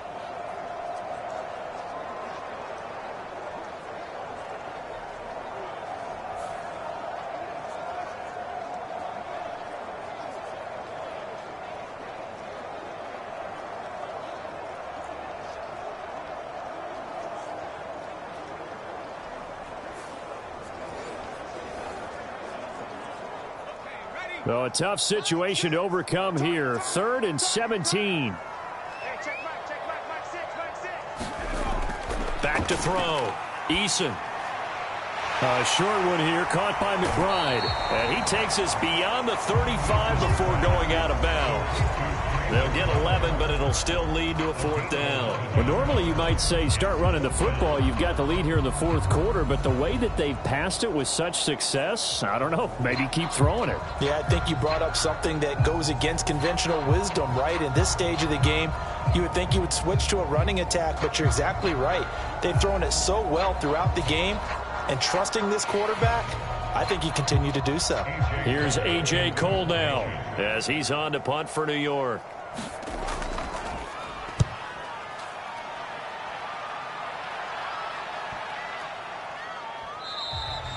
And no one there to stop it. Hits at the 8, but it carries all the way into the end zone for a touchback.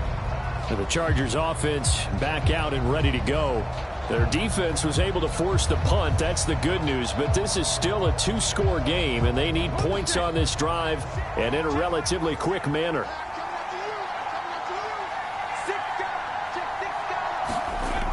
They'll come out throwing here to start the drive. Finds the open man. It's Mike Williams.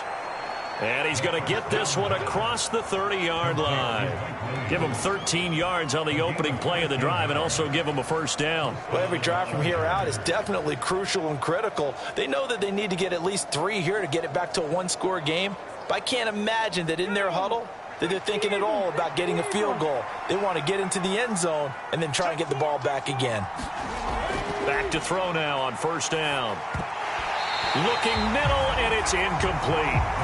No coverage bust by the defense here. They did a nice job accounting for everybody, and that led to an incompletion.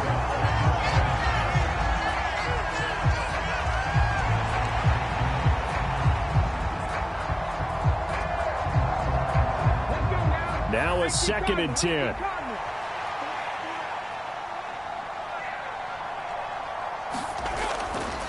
Looking to throw. And the Jets pressure, 2 notches, down he goes.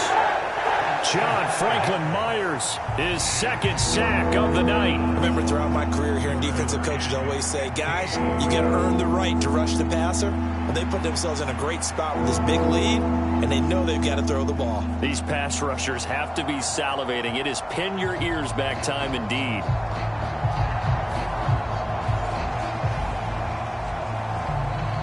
The Chargers on 3rd down. They've had a lot of chances, but not much success, converting only 3 times. This will be 3rd and 15.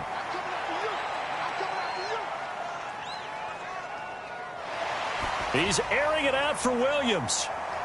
And it's intercepted. Now he's loose at the 40. And they finally put it into this return, but not before he's all the way down to the 37. I think he thought he had his first read open on that one, but they were obviously ready for that throw, and that's just a lack of experience showing. Young quarterback stared his man down the whole way, and they were more than happy to sit on that route and bring home the INT. Now the Jets offense about set to take over as they head onto the field. They have to like the position that they are in. Fourth quarter, 2-score lead, and now the ball back after the INT. Line of scrimmage, the 37 on 1st and 10. Throwing to start the drive. Eason. Oh, no, he lost the football.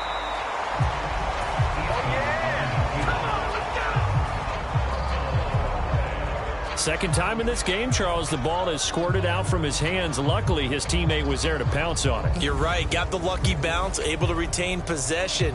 You know, we often talk about the combine and why do we measure quarterbacks' hands. Is that really a big deal? It's for situations like this. Do you have the hands big enough and strong enough to hold on to the football while being jostled?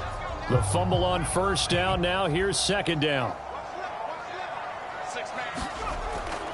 Play action. It's Eason. Escapes the sack. And able to break one tackle, but then quickly brought down.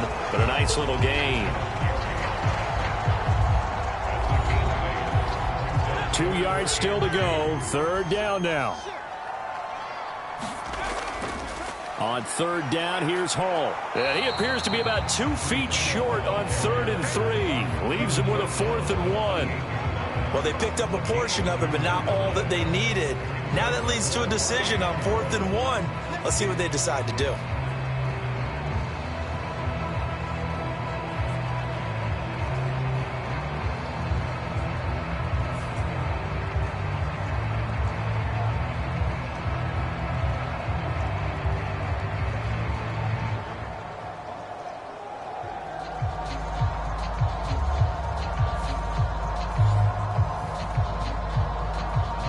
This offense converted once on 4th down earlier.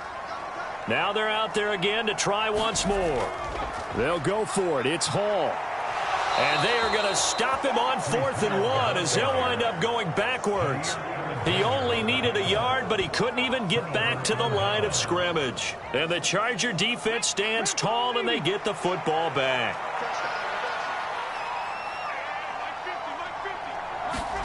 Trying to shake off the interception from the last drive. He'll look to throw. And he's brought down at the 34. Call it a gain of 4. This possession means so much for them. They've got to focus on this drive and find a way to make this a one-possession game. Yes. Got to get a score. Yeah, so good with a field goal. Don't necessarily need a touchdown. 2nd and 6. He'll drop to throw. Throwing the slant pattern here, complete. And brought down, but not before reaching the 45-yard line. Now on 1st down, he'll drop to throw it. Well, this is caught by Williams. So the completion good for just 3. And it's 2nd down.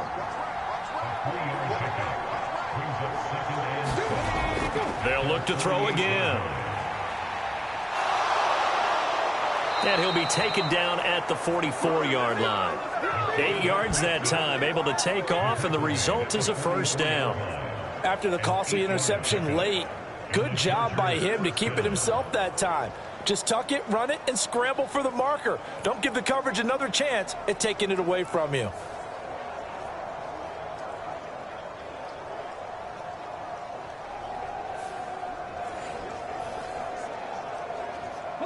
So in Jet territory now. Here's 1st and 10 at the 44-yard line. Back to throw. And he'll protect himself at the end here as he winds up getting pretty decent yardage.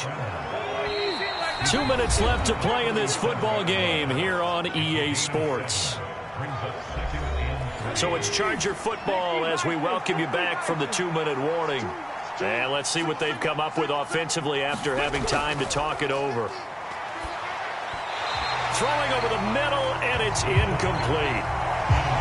Now the focus is really clear. They need to get that first down and either get out of bounds or maybe use one of those timeouts. Well, the elements, the crowd, the situation, this is NFL football at its best. Here's third down.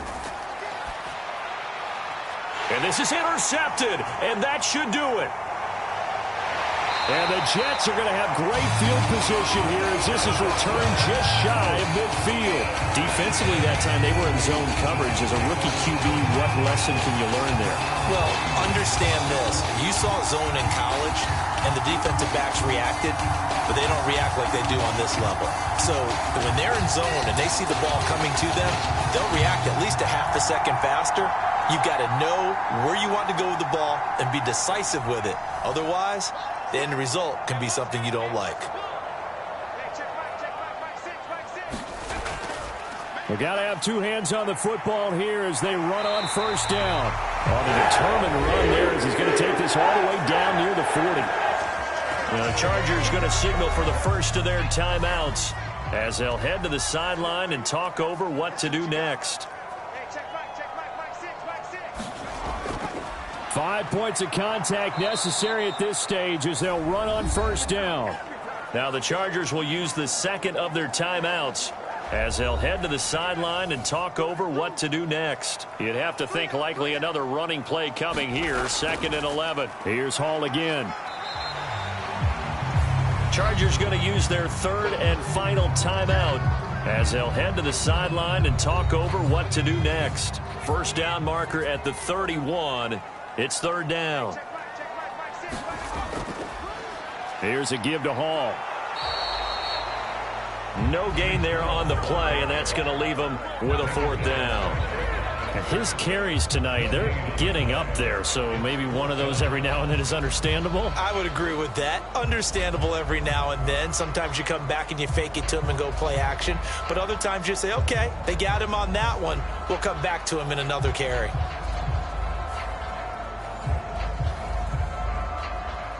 So the field goal unit is on the field as this is a big spot right here. This will be from 56 yards out. And this one is no good. He missed it. And the lead will hold at 10.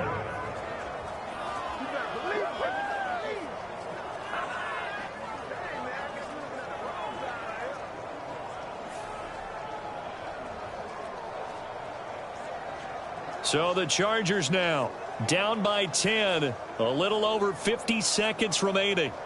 It's a tall order, but they do begin with decent field position on first down. And that miss should just about write a finish to this one. Yeah, they needed 2 scores, and they needed that field goal there to be the first one and still give them an opportunity. But now, with the time left on the clock, I think this one's about finished. They come up now on 2nd and 2. And this one incomplete. Too much contact to hold on to that one, and it's third down. They'll look to throw here. And this pass broken up. And the contact well timed there. And now fourth down. That means it's just one last chance left, and this has to be a first down or a touchdown, or this game's over.